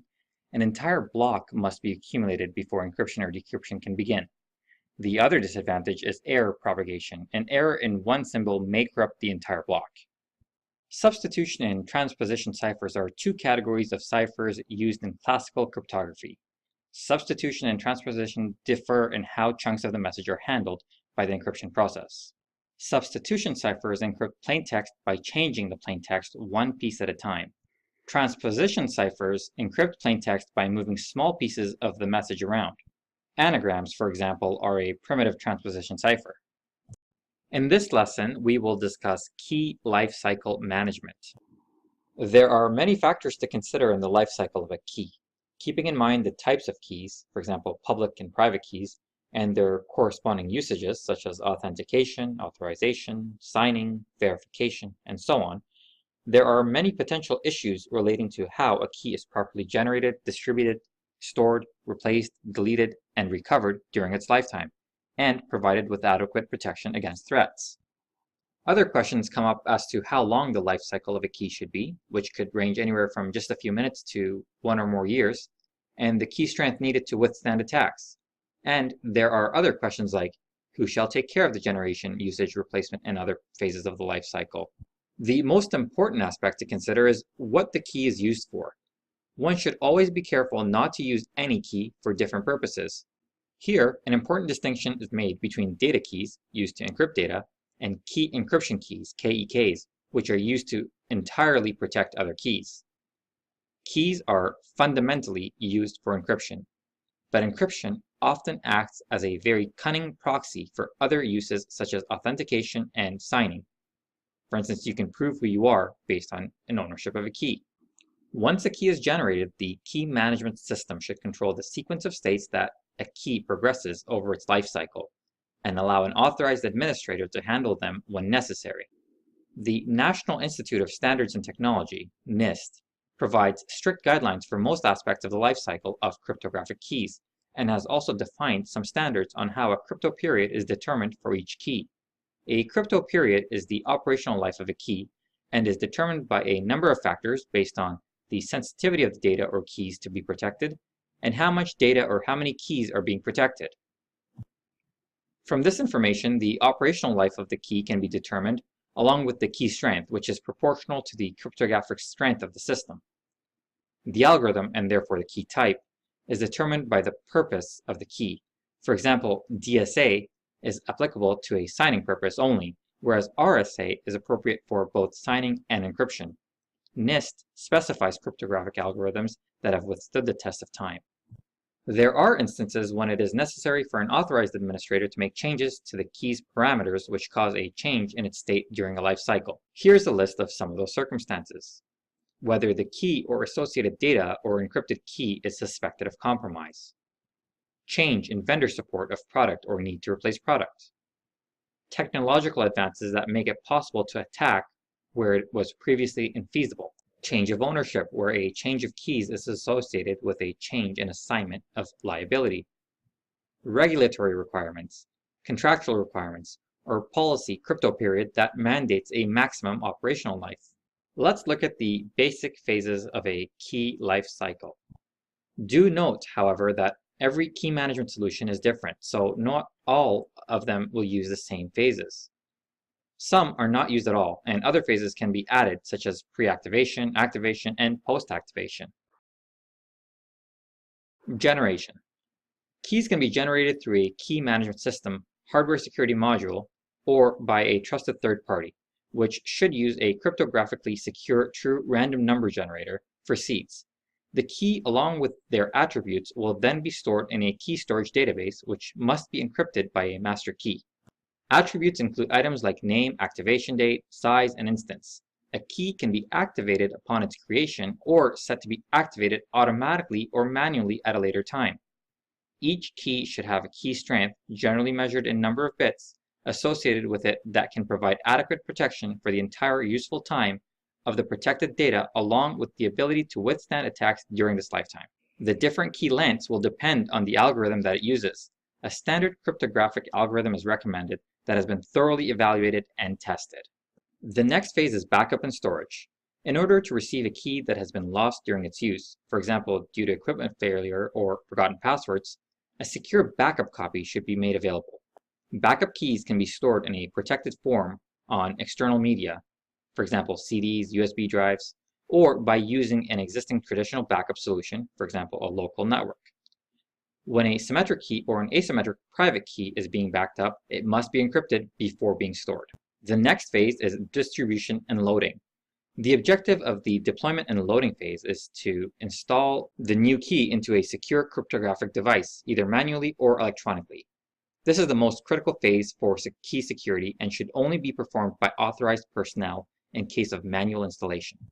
For manual distribution, which is by far the most common method of shared key distribution in the payment space, key encryption keys, KEKs, must be distributed and loaded in key shares to avoid the full key being viewed in the clear. Once the KEK is installed, data keys can then be shared securely since they can be encrypted, also known as wrapped, in this context. Best practice key management standards, such as PCI DSS, are now mandating that, as well as encrypting the key material, the key usage needs to be equally secured, for instance by using a pin block encryption-decryption. While this is a very secure, well-known, and established method of key distribution, it is labor-intensive and it does not scale well. You would actually need a new KEK for every point that you share a key with. For larger scale key deployments, for example, managing keys for an entire secure web server farm, asymmetric key distribution techniques are really the only feasible way. In this case, the initial step of sharing a KEK using key shares is displaced by the simple technique of deploying a public key. Keys can then be transmitted securely as long as the public key, or its fingerprint, gets adequately authenticated. The next phase is normal use and replacement. The key management system should allow an activated key to be retrieved by authorized systems and users, for example, for encryption or decryption processes or MAC generation and verification. It should also seamlessly manage current and past instances of the encryption key. The key manager will replace a key automatically through a previously established schedule according to the key's expiration date or crypto period, or if it is suspected of compromise, which might be achieved manually by an authorized administrator. When replacing keys, the intent is to bring a replacement key into active use by the system and typically to also re-encrypt all stored data under the new key. But if the new key has to be used for new sessions such as TLS, then old data doesn't need to be secured by the new key. Replacing keys can be difficult because it necessitates additional procedures and protocols, which may include correspondence with third parties and public key systems. The timing for expiration depends on the strength of the key length, and how long the protected data or key will be valid. In common practice, keys expire and are replaced in a time frame shorter than the calculated lifespan of the key. As a key is replaced, the old key is not totally removed, but remains archived, so is retrievable under special circumstances, for example, settling disputes involving repudiation. The next step is archival. Archival refers to offline long-term storage for keys that are no longer in operation. These keys usually have data associated with them that may be needed for future reference, such as long-term storage of emails. There may also be associated data in other external systems. When archiving a key, it must be encrypted to add security. As recommended in the creation and deployment phases, it may be useful to encrypt a symmetric key with the public key of an asymmetric key pair so that the person or entity holding the corresponding private key can only decrypt it. Sometimes, depending on the key's deployment scenario, archival is the last phase in the life process and never moves on to deletion or destruction. An archived key cannot be used for cryptographic requests. Before a key is archived, it should be proven that no data is still being secured with that old key. The last phase is the end of the key's life cycle, where all of its instances, or just certain instances, are completely removed, and recovery of that key may be possible, depending on the method used.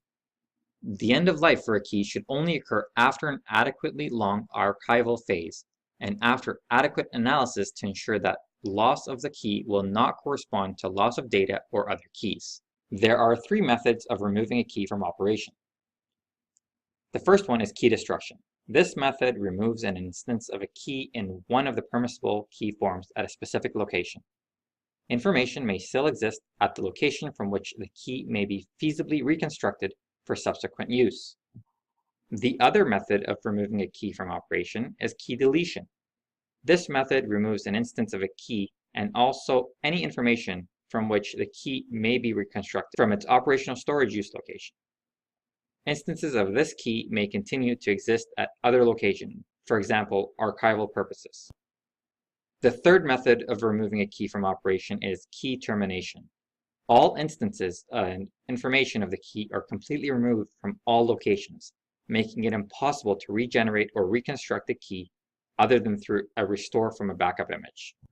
The key management system should be able to handle all of the transitions between phases of a life cycle and should be capable of monitoring and keeping track of these workflows. There are certain aspects to monitoring that should be considered. First, it is important to monitor for unauthorized administrative access to the system to ensure that unapproved key management operations are not performed. Next, the computer processor may be under significant load. When combined with an overloaded cryptographic service, the results could be serious, including data corruption or unavailability. Third, monitoring the key's life cycle is also important to ensure that the key has been created and deployed properly. Present-day symmetric algorithms are very complex. The Data Encryption Standard, or DES, is a well-known symmetric algorithm. DES is one of the most widely accepted, publicly available cryptographic systems today. It was developed by IBM in the 1970s, but was later adopted by the US government and National Bureau of Standards as an official Federal Information Processing Standard, FIPS, for the United States in 1976. It uses a 56-bit key to encrypt the 64-bit block size data. It processes 64-bit inputs into 64-bit ciphertext, and the algorithm performs 16 iterations. So how does DES work exactly? Encryption of a block of the message takes place in 16 stages or rounds. From the input key, 16 48-bit keys are generated, one for each round.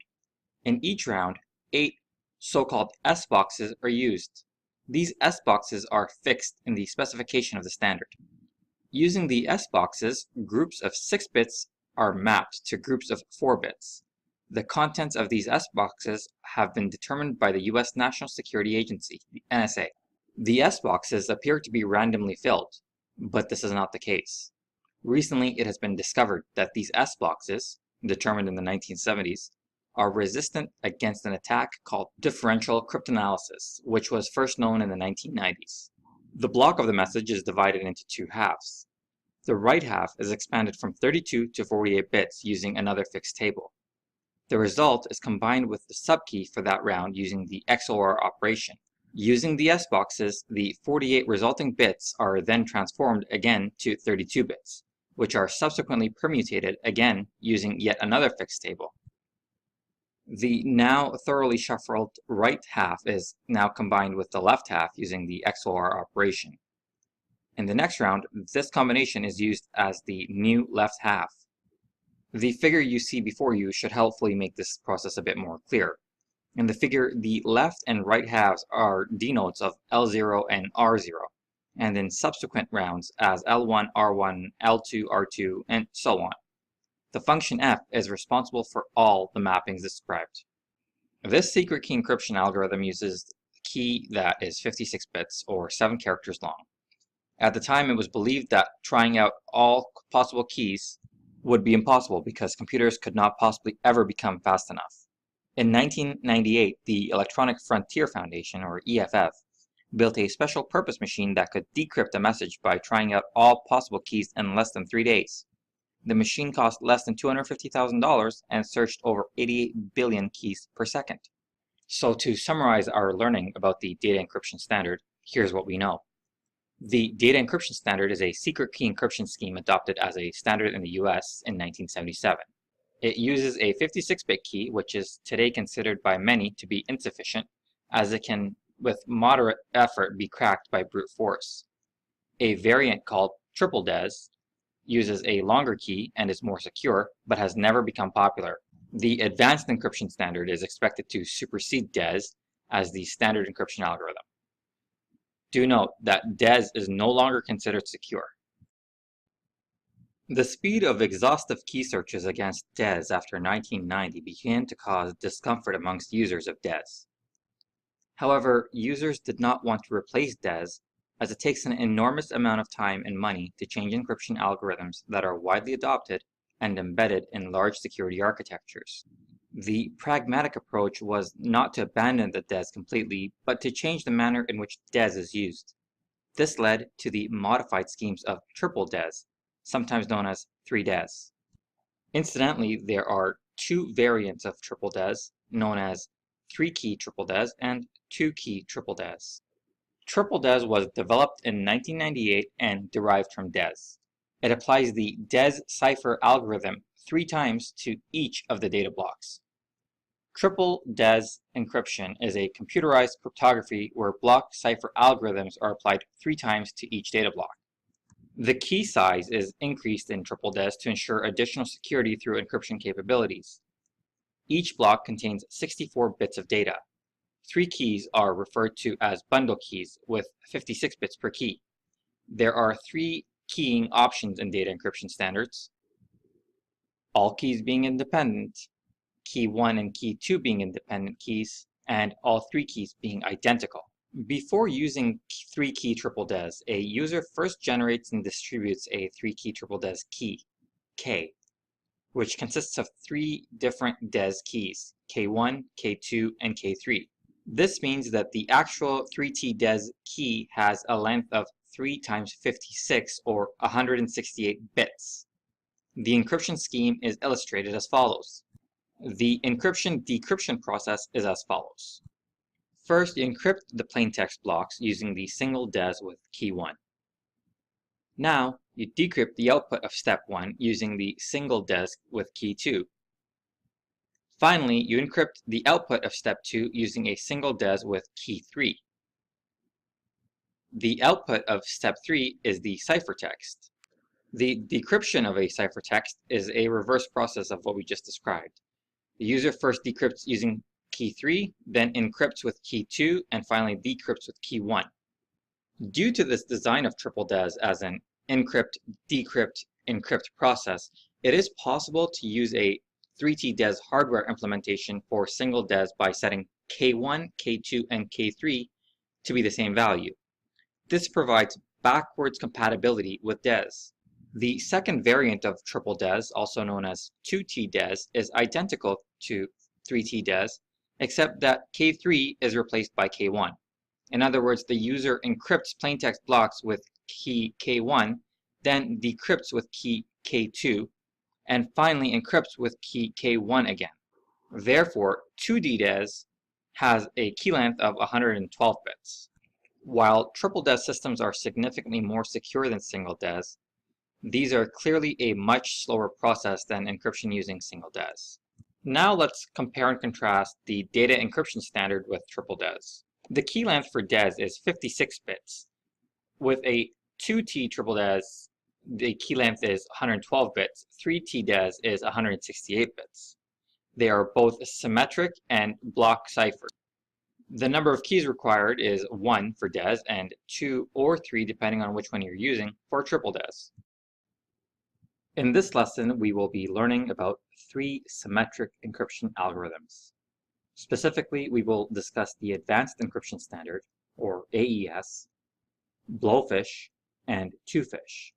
The more popular and widely adopted symmetric encryption algorithm likely to be encountered nowadays is the Advanced Encryption Standard, or AES. It is found to be at least 6 times faster than triple DES. Recall that a replacement for DES was needed as its key size was too small. With increasing computing power, it was considered vulnerable against exhaustive key search attack. Therefore, triple DES was designed to overcome this drawback, but it was found to be slow. So the features of AES are as follows. It has a symmetric key, symmetric block cipher, 128-bit data, 128, 192, or 256-bit keys. It's stronger and faster than triple DES. It provides full specification and design details, and the software is implementable in C and Java. AES is an iterative rather than Feistel cipher. It is based on substitution permutation network. It comprises of a series of linked operations, some of which involve replacing inputs by specific outputs, or substitutions, and others involve shuffling bits around, or permutations. Interestingly, AES performs all its computations on bytes rather than bits. Hence, AES treats the 128 bits of a plaintext block as 16 bytes. These 16 bytes are arranged in 4 columns and 4 rows for processing as a matrix. Unlike DES, the number of rounds in AES is variable and depends on the length of the key. AES uses 10 rounds for 128-bit keys, 12 rounds for 192-bit keys, and 14 rounds for 256-bit keys. Each of these rounds uses a different 128-bit round key, which is calculated from the original AES key. The schematic of AES structure is given in the following illustration. Here we restrict to description of a typical round of AES encryption. Each round comprises of 4 sub-processes. The first round of process is depicted in this illustration. Let's begin by discussing byte substitution, or sub-bytes. The 16 input bytes are substituted by looking up a fixed table, or SBox, given in design. The result is in a matrix of 4 rows and 4 columns. Next, let's discuss shift rows. Each of the 4 rows of the matrix is shifted to the left. Any entries that fall off are reinserted on the right side of the row. A shift is carried out as follows. The first row is not shifted. The second row is shifted 1 byte position to the left. The third row is shifted 2 positions to the left. The fourth row is shifted 3 positions to the left. And the result is a new matrix consisting of the same 16 bytes but shifted with respect to each other. Let's discuss mixed columns. Each column of 4 bytes is now transformed using a special mathematical function. This function takes as input the 4 bytes of one column and outputs 4 completely new bytes, which replace the original column. The result is another new matrix consisting of 16 new bytes. It should be noted that this step is not performed in the last round. Finally, let's discuss add round key. The 16 bytes of the matrix are now considered as 128 bits and are XOR'd to the 128 bits of the round key. If this is the last round, then the output is the ciphertext. Otherwise, the resulting 128 bits are interpreted as 16 bytes and we begin another similar round. The process of decryption of an AES ciphertext is similar to the encryption process in the reverse order. Each round consists of the 4 processes conducted in the reverse order: add round key, mixed columns, shift rows, byte substitution. Since subprocesses in each round are in reverse manner, unlike for a Feistel cipher, the encryption and decryption algorithms needs to be separately implemented, although they are very closely related. In present-day cryptography, AES is widely adopted and supported in both hardware and software. To date, no practical cryptanalytic attacks against AES has been discovered. Additionally, AES has built-in flexibility of key length, which allows a degree of future-proofing against progress in the ability to perform exhaustive key searches. However, just as for DES, the AES security is assured only if it is correctly implemented and good key management is employed. In this lesson, we will be discussing Blowfish. Blowfish is a keyed symmetric cryptographic block cipher designed by Bruce Schneier in 1993 and placed in the public domain. Blowfish is included in a large number of cipher suites and encryption products. Blowfish's security has been extensively tested and proven. As a public domain cipher, Blowfish has been subject to a significant amount of cryptanalysis, and full Blowfish encryption has never been broken. Blowfish is also one of the fastest block ciphers in public use. Schneier has designed Blowfish as a general-purpose algorithm intended as a replacement for the aging DES and free of the problems associated with the other algorithms. Notable features of design include key-dependent S-boxes and a highly complex key schedule. Let's take a closer look at how Blowfish works exactly. Blowfish has a 64-bit block size and a key length of anywhere from 32 bits to 448 bits. It is a 16-round Feistel cipher and uses large key-dependent S-boxes. It is similar to structure to CAST128, which uses fixed S-boxes. This diagram shows the Blowfish's F function. The function splits the 32-bit input into 4 8-bit quarters and uses the quarters as input to the S-boxes. The outputs are added modulo 232 and XOR'd to produce the final 32-bit output. Let's quickly summarize Blowfish. Blowfish is a public domain algorithm which was designed originally as a DES replacement. It uses a Feistel network and combines substitution and transposition. Blowfish is one of the fastest block ciphers in widespread use, except when changing keys. Each new key requires pre-processing equivalent to encrypting about 4 kilobytes of text, which is very slow compared to other block ciphers. This prevents its use in certain applications, but is not a problem in others. Blowfish is not subject to any patents and is therefore freely available for anyone to use. This has contributed to its popularity in cryptographic software. Another symmetric algorithm is Twofish. Twofish was derived from Blowfish by Bruce Schneier in 1998. It is freely available in the public domain as it has not been patented. It is a symmetric key block cipher having key sizes of 128, 192, and 256 bits, used to encrypt the 128-bit block size data in 16 rounds. The algorithm making use of S-boxes and makes the key generation process very complex and secure. So in summary, Twofish was designed as a DES replacement. It was placed into the public domain, uses a Feistel network. It combines substitution and transposition.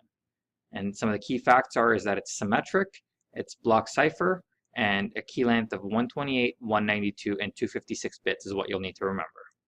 Here we have a summary of the algorithms we've discussed. I would strongly encourage you to pause the video now and review the method and key size of each as a quick refresher. We've covered a lot of information, and this summarizes most of that. The RC4 encryption algorithm, developed by Ronald Rivest of RSA, is a shared key stream cipher algorithm requiring a secure exchange of a shared key. RC4 is no longer considered secure, and careful consideration should be taken regarding its use. The symmetric key algorithm is used identically for encryption and decryption, such the data stream is simply XOR'd with the generated key sequence. The algorithm is serial as it requires successive exchanges of state entries based on the key sequence. Hence, implementations can be very computationally intensive. The RC4 encryption algorithm is used by standards such as IEEE 802.11 with WEP, wireless encryption protocol, using 40 and 128-bit keys. Published procedures exist for cracking the security measures as implemented in WEP. Here are some quick facts on RC4. It is the most widely used stream cipher. It was developed by Ron Rivest, invented in 1987. The RC stands for Ron's code, and it's a variable key size. It's byte-oriented stream cipher, It's widely used for Web Secure Socket Layer, SSL and TLS, Wireless Equivalent Wired Privacy, WEP, and it normally uses 64 bits and 128-bit keys. It consists of two parts, the key scheduling algorithm, or KSA, and the pseudo-random generation algorithm. RC4 generates a pseudo-random stream of bits, or a key stream.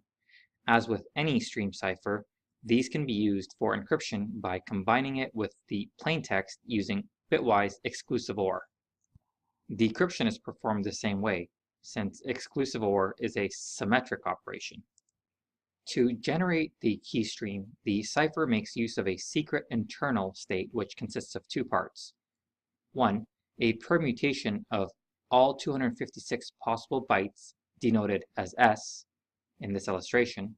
Second, it uses two 8-bit index pointers denoted as I and J in this illustration. The permutation is initialized with a variable length key, typically between 40 and 256 bits, using the key scheduling algorithm. Then, the stream of bits is generated by a pseudo-random generation algorithm. Let's quickly recap the advantages and disadvantages of RC4. The first advantage is that RC4 is faster than DES. Secondly, it offers enormous key space. Third, it is very popular and used in secure socket layer. The disadvantages include having a large number of weak keys of 1 to 256, whereby weak keys can be detected and exploited with a high probability. Again, I must emphasize that RC4 is no longer considered secure. In this lesson, we will discuss RSA cryptography. RSA encryption is a public key encryption technology developed by RSA Data Security. The RSA algorithm is based on the difficulty in factoring very large numbers. Based on this principle, the RSA encryption algorithm uses prime factorization as the trapdoor for encryption. Deducing a RSA key, therefore, takes a huge amount of time and processing power. RSA is the standard encryption method for important data, especially data that's transmitted over the internet. RSA is a public key crypto system that MIT professor Ron Rivest, Adi Shamir, and Leonard Adelman invented in 1977. The system is based on several mathematical principles in number theory. Before we dive deeper into RSA, I should note here that several math principles are required to fully understand RSA cryptography. Those mathematical ideas include prime numbers, multiplication versus factorization, greatest common divisor, Euclidean algorithm, relatively prime numbers, modular arithmetic, modular inverse, Euler's theorem, and multiplicative functions. If you are not completely familiar with these concepts, it's okay. You're not the only one. The math behind RSA is really beyond the scope of this course, but I thought I should share this information so you have a frame of reference if you want to do some further research on your own. The RSA algorithm requires key generation, encryption, and decryption. Let's look at some of the math for each. In key generation, we select numbers P and Q, where P and Q are both prime numbers. We calculate n by multiplying P and Q. Also note that in encryption, the ciphertext capital C equals capital M to the E multiplied by modulo n. And in decryption, the plaintext capital M equals capital C to the D multiplied by modulo n. RSA derives its security from the difficulty of factoring large integers that are product of two large prime numbers.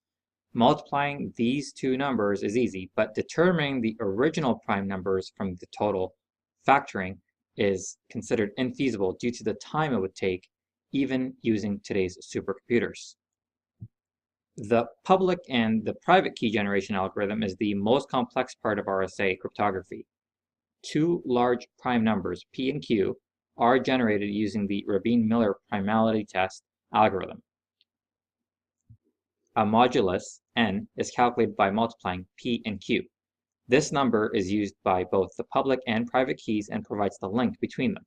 Its length, usually expressed in bits, is called the key length. The public key consists of the modulus n and the public exponent, e. The E figure doesn't have to be a secretly selected prime number, as the public key is shared with everyone. The private key consists of the modulus n and the private exponent d, which is calculated using the extended Euclidean algorithm to find the multiplicative inverse with respect to the totient of n. While the math may sound complicated, an example can really simplify things. Let's look at a simple example. Alice generates her RSA keys by selecting two primes, where p equals 11 and q equals 13. The modulus, therefore, equals p times q, which is 143. Therefore, n equals 143. The totient of n phi n, therefore, equals p minus 1 times q minus 1, which equals to 120. Next, she chooses 7 for her RSA public key E and calculates her RSA private key using the extended Euclidean algorithm, which gives her 103. Next, Bob wants to send Alice an encrypted message, capital M, so he obtains her RSA public key, N, E, which in this example is 143 and 7. His plaintext message is just the number 9 and is encrypted into ciphertext, capital C, as follows. Capital M to the E modulo N equals 9 to the 7 modulo 143, which equals 48, which equals capital C. Next, when Alice receives Bob's message, she decrypts it by using her RSA private key, small d and small n, as follows. Capital C to the D modulo N equals 48 to the 103 modulo 143, which equals 9, which equals M. To use RSA keys to digitally sign a message, Alice would create a hash or message digest of her message to Bob, encrypt the hash value with her RSA private key, and add it to the message. Bob can then verify that the message has been sent by Alice and has not been altered by decrypting the hash value with her public key. If this value matches the hash of the original message, then only Alice could have sent it, implying authentication and non-repudiation. And the message is exactly as she wrote, which implies integrity. Alice could, of course, encrypt her message with Bob's RSA public key before sending it to Bob. As discussed earlier, the security of RSA relies on computational difficulty of factoring large integers. As computing power increases and more efficient factoring algorithms are discovered, the ability to factor larger and larger numbers also increases.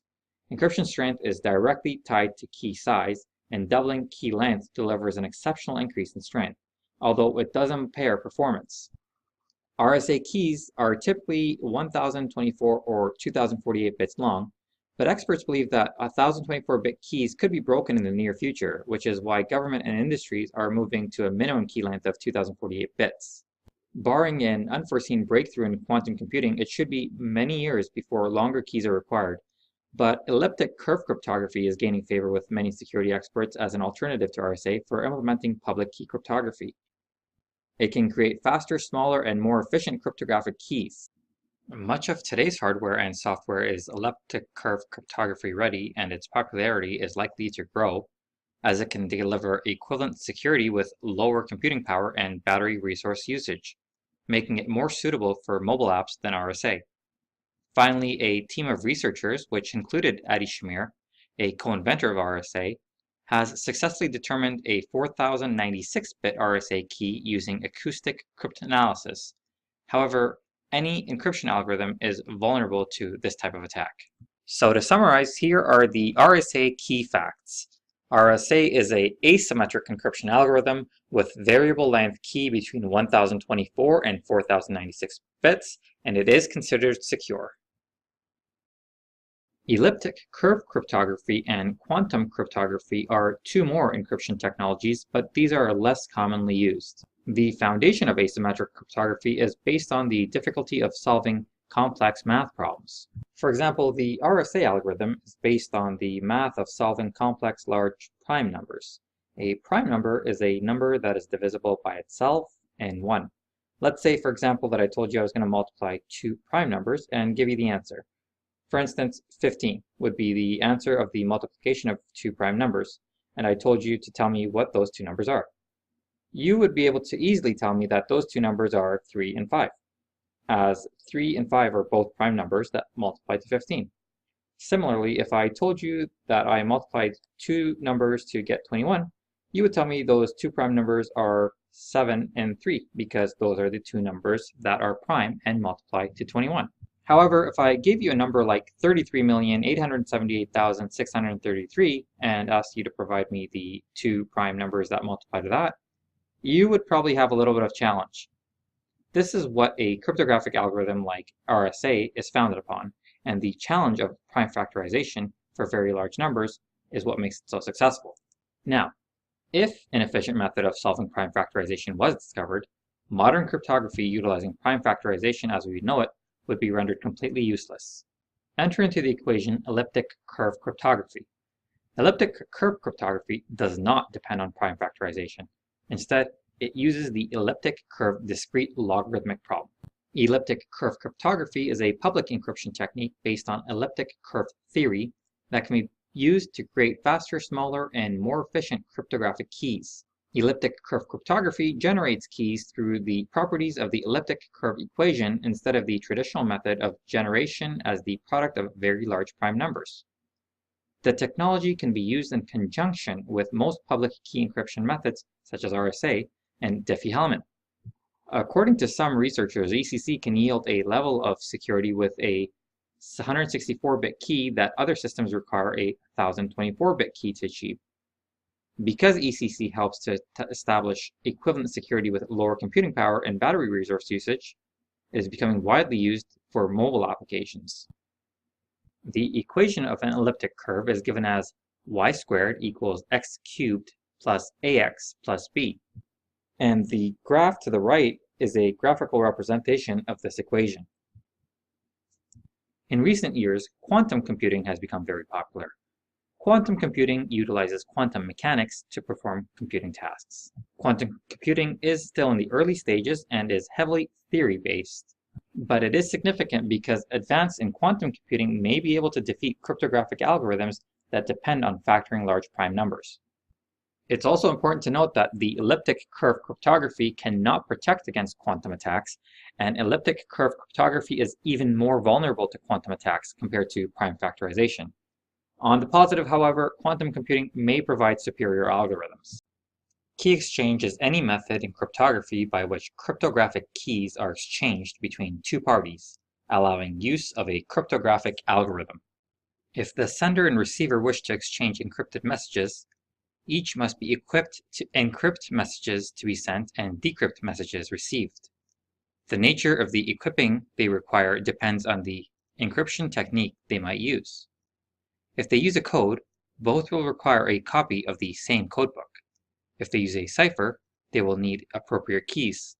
If the cipher is a symmetric key cipher, both will need a copy of the same key. If it's an asymmetric key cipher with the public-private key property, both will need the other's public key. The key exchange problem is how to exchange whatever keys or other information are needed so that no one else can obtain a copy. Historically, before the invention of public key cryptography, symmetric key cryptography utilized a secret key to encrypt and decrypt information.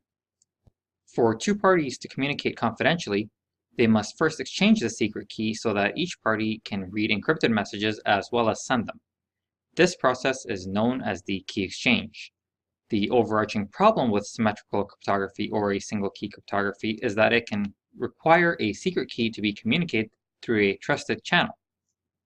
If the two parties cannot establish a secure initial key exchange, they cannot communicate securely without the risk of the key being compromised. Let's say, for example, Amy and Bill are wanting to communicate with each other. They want to make sure that their communication is confidential and that they are in fact communicating with each other. In other words, that the other person is authenticated. When Amy randomly selects her secret key, she has to somehow send it to Bill. But she doesn't yet have a secure channel to communicate with Bill, so she can't encrypt the key. If she sends it by email or some other unencrypted means, a third party, like Mal, might intercept the key in transit and use the key to eavesdrop on all subsequent communications between Amy and Bill. To compound the problem, what would Bill do once he received the key from Amy? He has no way of verifying that the key sent to him was in fact from Amy. If Mal is clever, he could impersonate Bill and send a fake key to Amy, then impersonate Amy and send a fake key to Bill. This would have the same effect as intercepting the key that Amy was originally sending to Bill legitimately, and Mal would be able to eavesdrop on all their communications. The solution to this would be to use a out-of-band key exchange. This simply means that Amy and Bill can use a different channel that they both trust. For example, if they are familiar with each other's appearance, they may arrange a face-to-face meeting at a local coffee shop. Or if they are familiar with each other's voices, they may call each other. These options, however, present their own set of challenges. For example, what if Amy and Bill live in two different cities? Arranging a face-to-face meeting in that instance would not be feasible.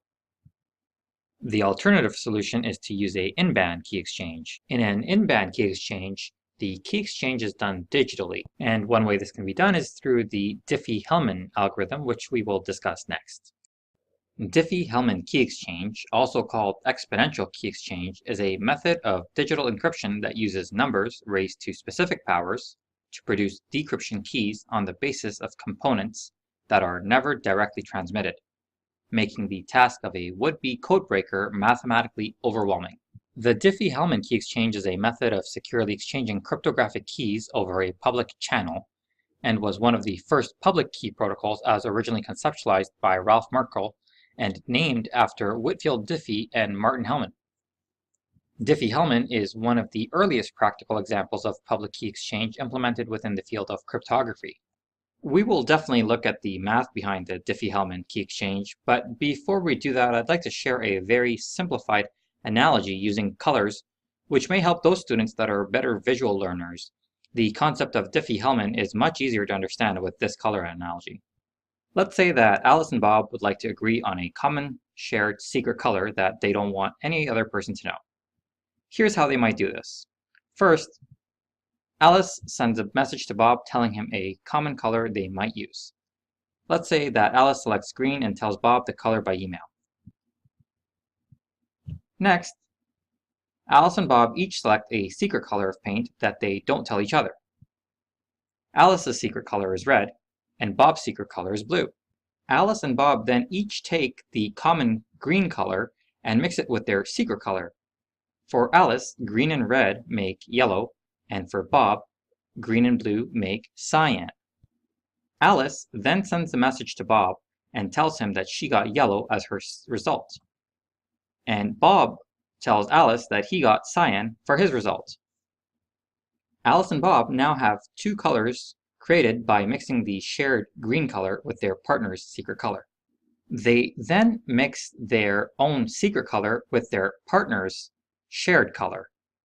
For Alice, she mixes cyan and red to get teal. For Bob, he mixes yellow and blue to get teal.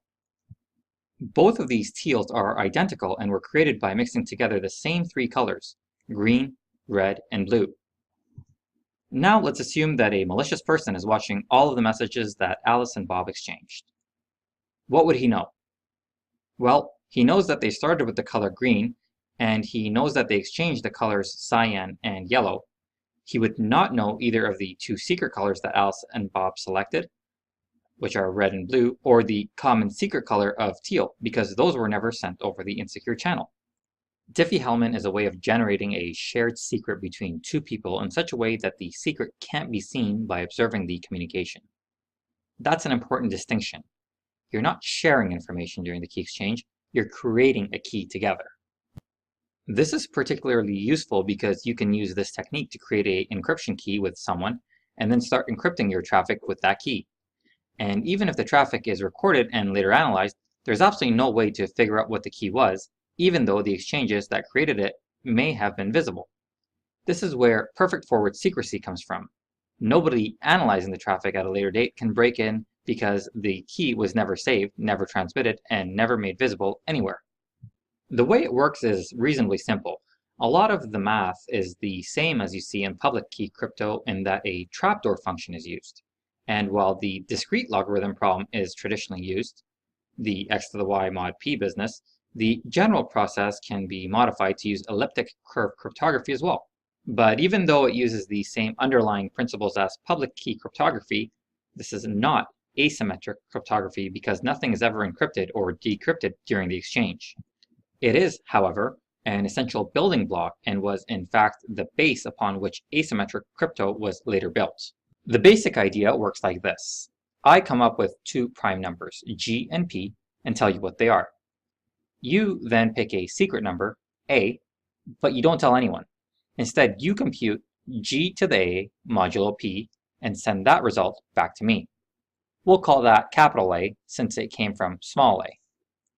I do the same thing, but we'll call my secret number small b and the computed number capital B. So I compute G to the small b modulo P and send you the result called capital B. Now you take the number I sent you and do the exact same operation with it. So that's capital B to the small a modulo P. Finally, I do the same operation with the result you sent me. So that's capital A to the small b modulo P. The magic here is that the number that I get in step 5 is the same number you got at step 4. Now, it's not really magic, it's just math, and it comes down to a fancy property of modulo exponents.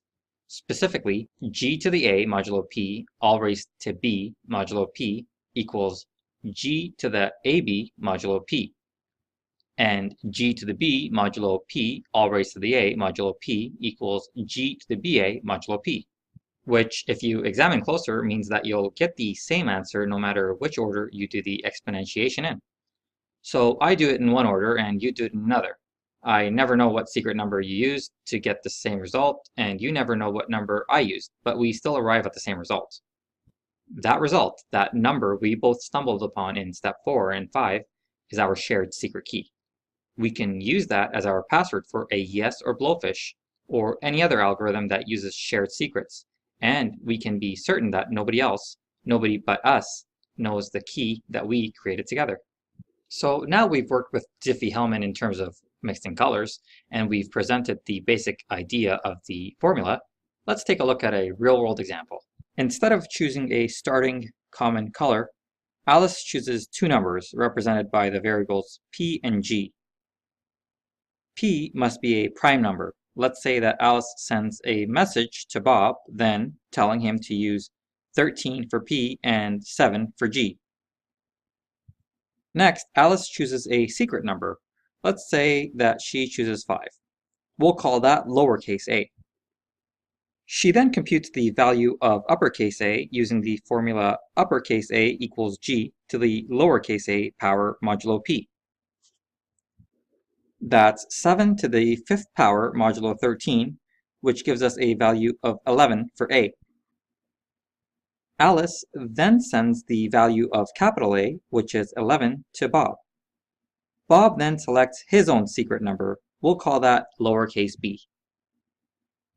And let's say he chooses the number 8. Bob then performs a similar calculation to determine uppercase b, using the formula uppercase B equals G to the lowercase b power modulo P.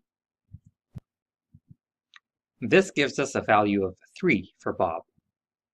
Bob then sends the value of capital B, which is 3, to Alice. Alice then computes the shared secret S using the formula S equals uppercase B to the lowercase a power modulo P.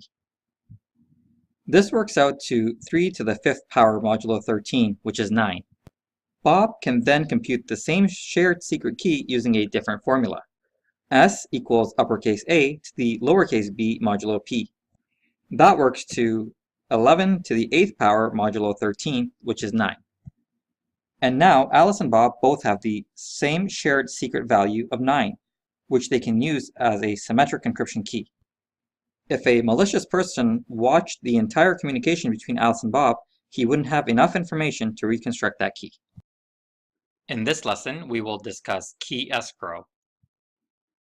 Key escrow, also known as a fair crypto system, is an arrangement in which the keys needed to decrypt encrypted data are held in escrow so that under certain circumstances, an authorized third party may gain access to those keys. These third parties may include businesses who may want to access to employees' private files and communications, or governments who may wish to be able to view the contents of encrypted communications. The Clipper chip was a chipset developed by the US government during the Clinton administration. It was intended as an encryption device to be used by all communication companies for their voice transmission services. The US government needed a way to keep track of all communications within and outside of the US, so it proposed the Clipper chip initiative in 1993. It was designed with security in mind, but because of public backlash, it did not come to fruition and was scrapped in 1996. The Clipper chip used what is called a skipjack algorithm, which was developed by the US National Security Agency, or NSA, and classified as secret. It contained the capstone chip, which provided all cryptographic processing.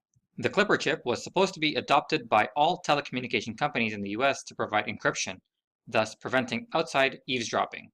However, there was a backdoor. The government had the decryption key, and anyone legally authorized could gain access to the key and decrypt all messages. The Clipper chip provoked backlash from the public and the computer industry as a whole because of the potential privacy issues and possible abuse. The Electronic Privacy Information Center and the Electronic Frontier Foundation challenged the proposal, saying that it could be subject to citizens' possible illegal surveillance.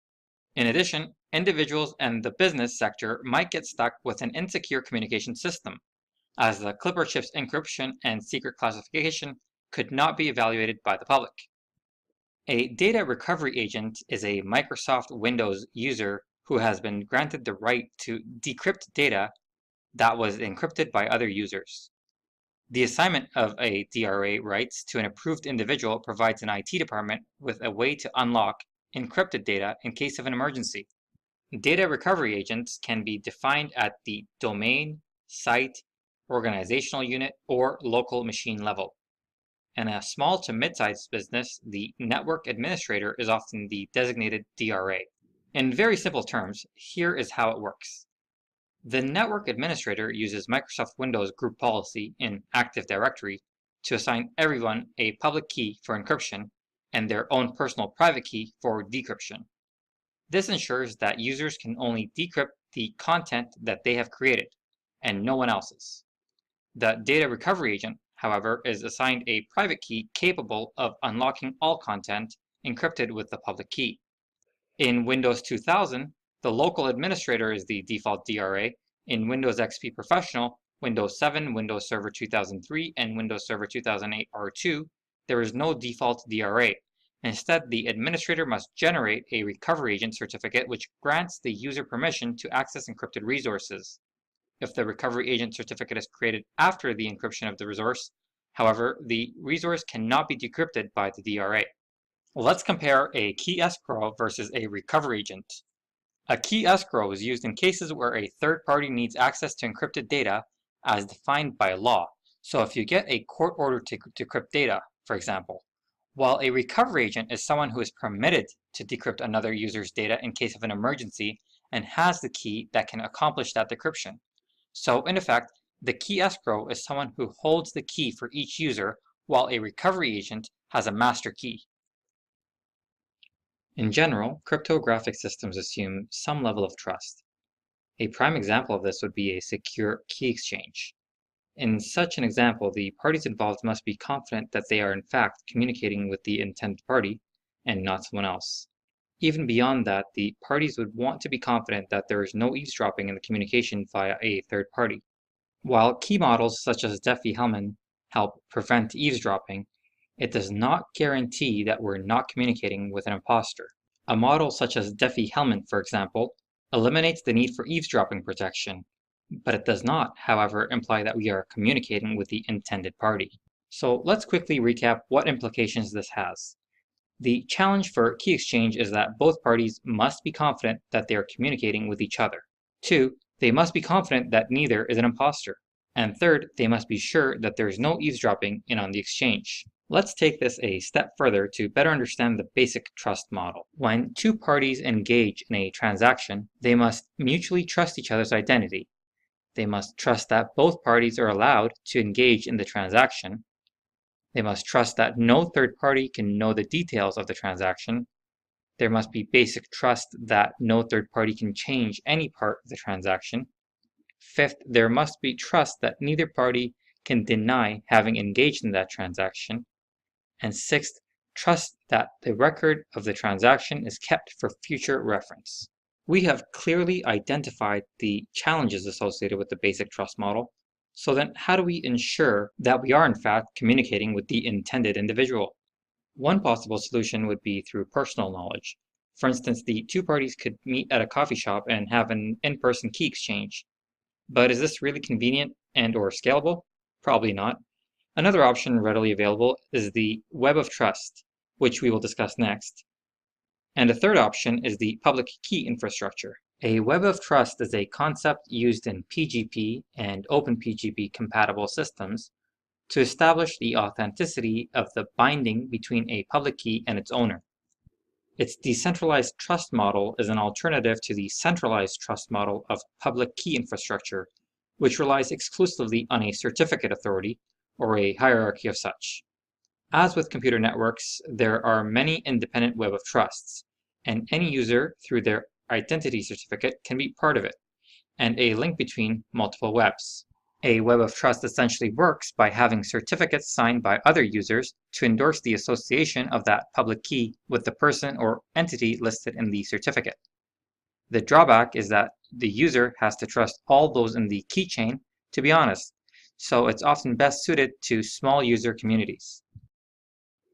In this lesson, we will discuss the public key infrastructure, more commonly known as the PKI, and digital certificates. A public key infrastructure supports the distribution and identification of public encryption keys, enabling users and computers to both securely exchange data over networks such as the internet and verify the identity of the other party. Without PKI, sensitive information can still be encrypted, ensuring confidentiality, and exchanged, but there would be no assurance of the identity or authentication of the other party. Any form of sensitive data exchanged over the internet is reliant on PKI for security. A typical PKI consists of hardware, software, policies, and standards to manage the creation, administration, distribution, and revocation of keys and digital certificates. Digital certificates are at the heart of PKI as they affirm the identity of the certificate subject and bind that identity to the public key contained in the certificate. A typical PKI includes the following key elements: a trusted party, called a certificate authority or CA, which acts as the root of trust and provides services that authenticate the identity of individuals and computers and other entities. A registration authority, often called a subordinate CA, certified by a root CA to issue certificates for specific uses permitted by the root. A certificate database, which stores certificate requests and issues and revokes certificates, and a certificate store, which resides on a local computer as a place to store issued certificates and private keys. A certificate authority, or CA, issues digital certificates to entities and individuals after verifying their identity. It signs these certificates using its private key. Its public key is made available to all interested parties in a self-signed CA certificate. CAs use this trusted root certificate to create a chain of trust. Many root certificates are embedded in web browsers, so they have built-in trust of those CAs. Web servers, email clients, smartphones, and many other types of hardware and software also support PKI and contain trusted root certificates from the major CAs. Along with an entity's or individual's public key, digital certificates contain information about the algorithm used to create the signature, the person or entity identified, the digital signature of the CA that verified the subject data and issued the certificate, the purpose of the public key encryption, signature and certificate signing, as well as date range during which the certificate can be considered valid.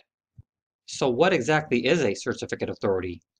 A certificate authority, or CA, is a trusted entity that issues electronic documents that verify a digital entity's identity on the internet.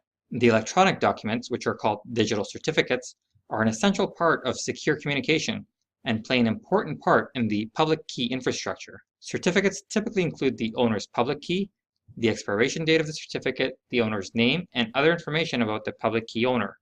Operating systems and browsers maintain lists of trusted CA root certificates to verify certificates that a CA has issued and signed. So in summary, a CA is an entity that issues digital certificates. It's a trusted third-party organization, and it verifies the identity of individuals and organizations and provides digital certificates containing the public key. I have navigated here to the identrust.com website, and identrust.com provides IGC certificates. Obtaining a certificate is not a complicated process, but I thought I should share this piece of information for those who are interested. If you're interested in obtaining a certificate, this page here has the frequently asked questions. You can basically submit your ID for verification. That identification will then be reviewed within a certain timeline, and then a response would be given back to you. Once you've received that verified response, that certificate is basically your proof on the internet that says you are who you are. A core mechanism utilized to protect integrity is the concept of hashing. A sample hash function looks like the one seen here. But what is hashing? Hash functions create message digests from larger files. Hashing is the transformation of a string of characters into a usually shorter fixed-length value or key that represents the original string. It's used to index and retrieve items in a database because it's faster to find items using the shorter hashed key than to find it using the original value. The values returned by hash functions are called hash values, hash codes, digests, or simply hashes. As mentioned, hashing is one of the core controls used to protect integrity. It does this by utilizing a mathematical algorithm. The unique digest that is yielded from the algorithm serves as a fingerprint for the file. Any alterations to that file changes the digest. In other words, if the short piece of data has changed, we know that the fingerprint of the file has changed, which means that there has been an alteration to that file. Let's take a closer look. I encourage you to practice along with me. If you go to the site listed here, www.miraclesalad.com/webtools/md5.php, you will have access to a MD5 hash generator. I have gone ahead and opened up this link on my browser. And as you can see here, we have an input box where we can enter any string we want. We can simply copy and paste information here, or we can type in whatever we want. For our example, I'm going to type in a random sentence. I like to drink coffee. As you can see, the MD5 hash generator is providing us with a hash that begins with the characters CC4 and ends with F3F. But what happens if I change the word coffee to water? As you can see, the whole hash changes. Now our hash begins with 090 and ends with 2FB. By looking at the hash, we know that this file has been altered. But what happens if we go ahead and change the word water, back to coffee? As you can see, we are right back to where we started. CC4 and F3F are the beginning and ending of our hash that's been generated. This is a very important concept because it indicates that any alteration or tampering of the file would be reflected in the change in hash. In our previous lecture, we discussed hash. We looked at a real-world example of how an MD5 generator produces a hash digest. Hashes serve as the rudimentary building block to many different integrity controls. One particular integrity control that utilizes hashing as a building block is a digital signature. Digital signatures are one of the most advanced and secure types of electronic signatures. You can use them to comply with the most demanding legal and regulatory requirements because they provide the highest level of assurance about each signer's identity and the authenticity of the documents they sign. Digital signatures use a certificate-based digital ID used by an accredited certificate authority or trust service provider, so when you digitally sign a document, your identity is uniquely linked to you. The signature is bound to the document with encryption, and everything can be verified using underlying technology known as public key infrastructure, or PKI. One way that digital signatures serve as an integrity control mechanism is that they help us achieve the goal of non-repudiation. Non-repudiation in network security is the ability to prevent a denial in an electronic message or transaction. The aim of non-repudiation is to ensure that an individual or organization is unable to deny at a later date that they were the originator of that message or transfer. So how is a digital signature created? To begin, the person signing the document uses the hash function to create a digest of that document. The hash generated is encrypted using his or her private encryption key. The recipient of a digitally signed message can then use the sender's public key to decrypt the signature and then compute the hash value of the message themselves and compare the values from steps 1 and steps 2. If they match, the message is authentic. Let's discuss digital certificates. Digital signatures can be used to create digital certificates. A digital certificate is like an electronic passport for exchanging secure information over the internet using the public key infrastructure, otherwise known as PKI. They are used to transmit public keys securely.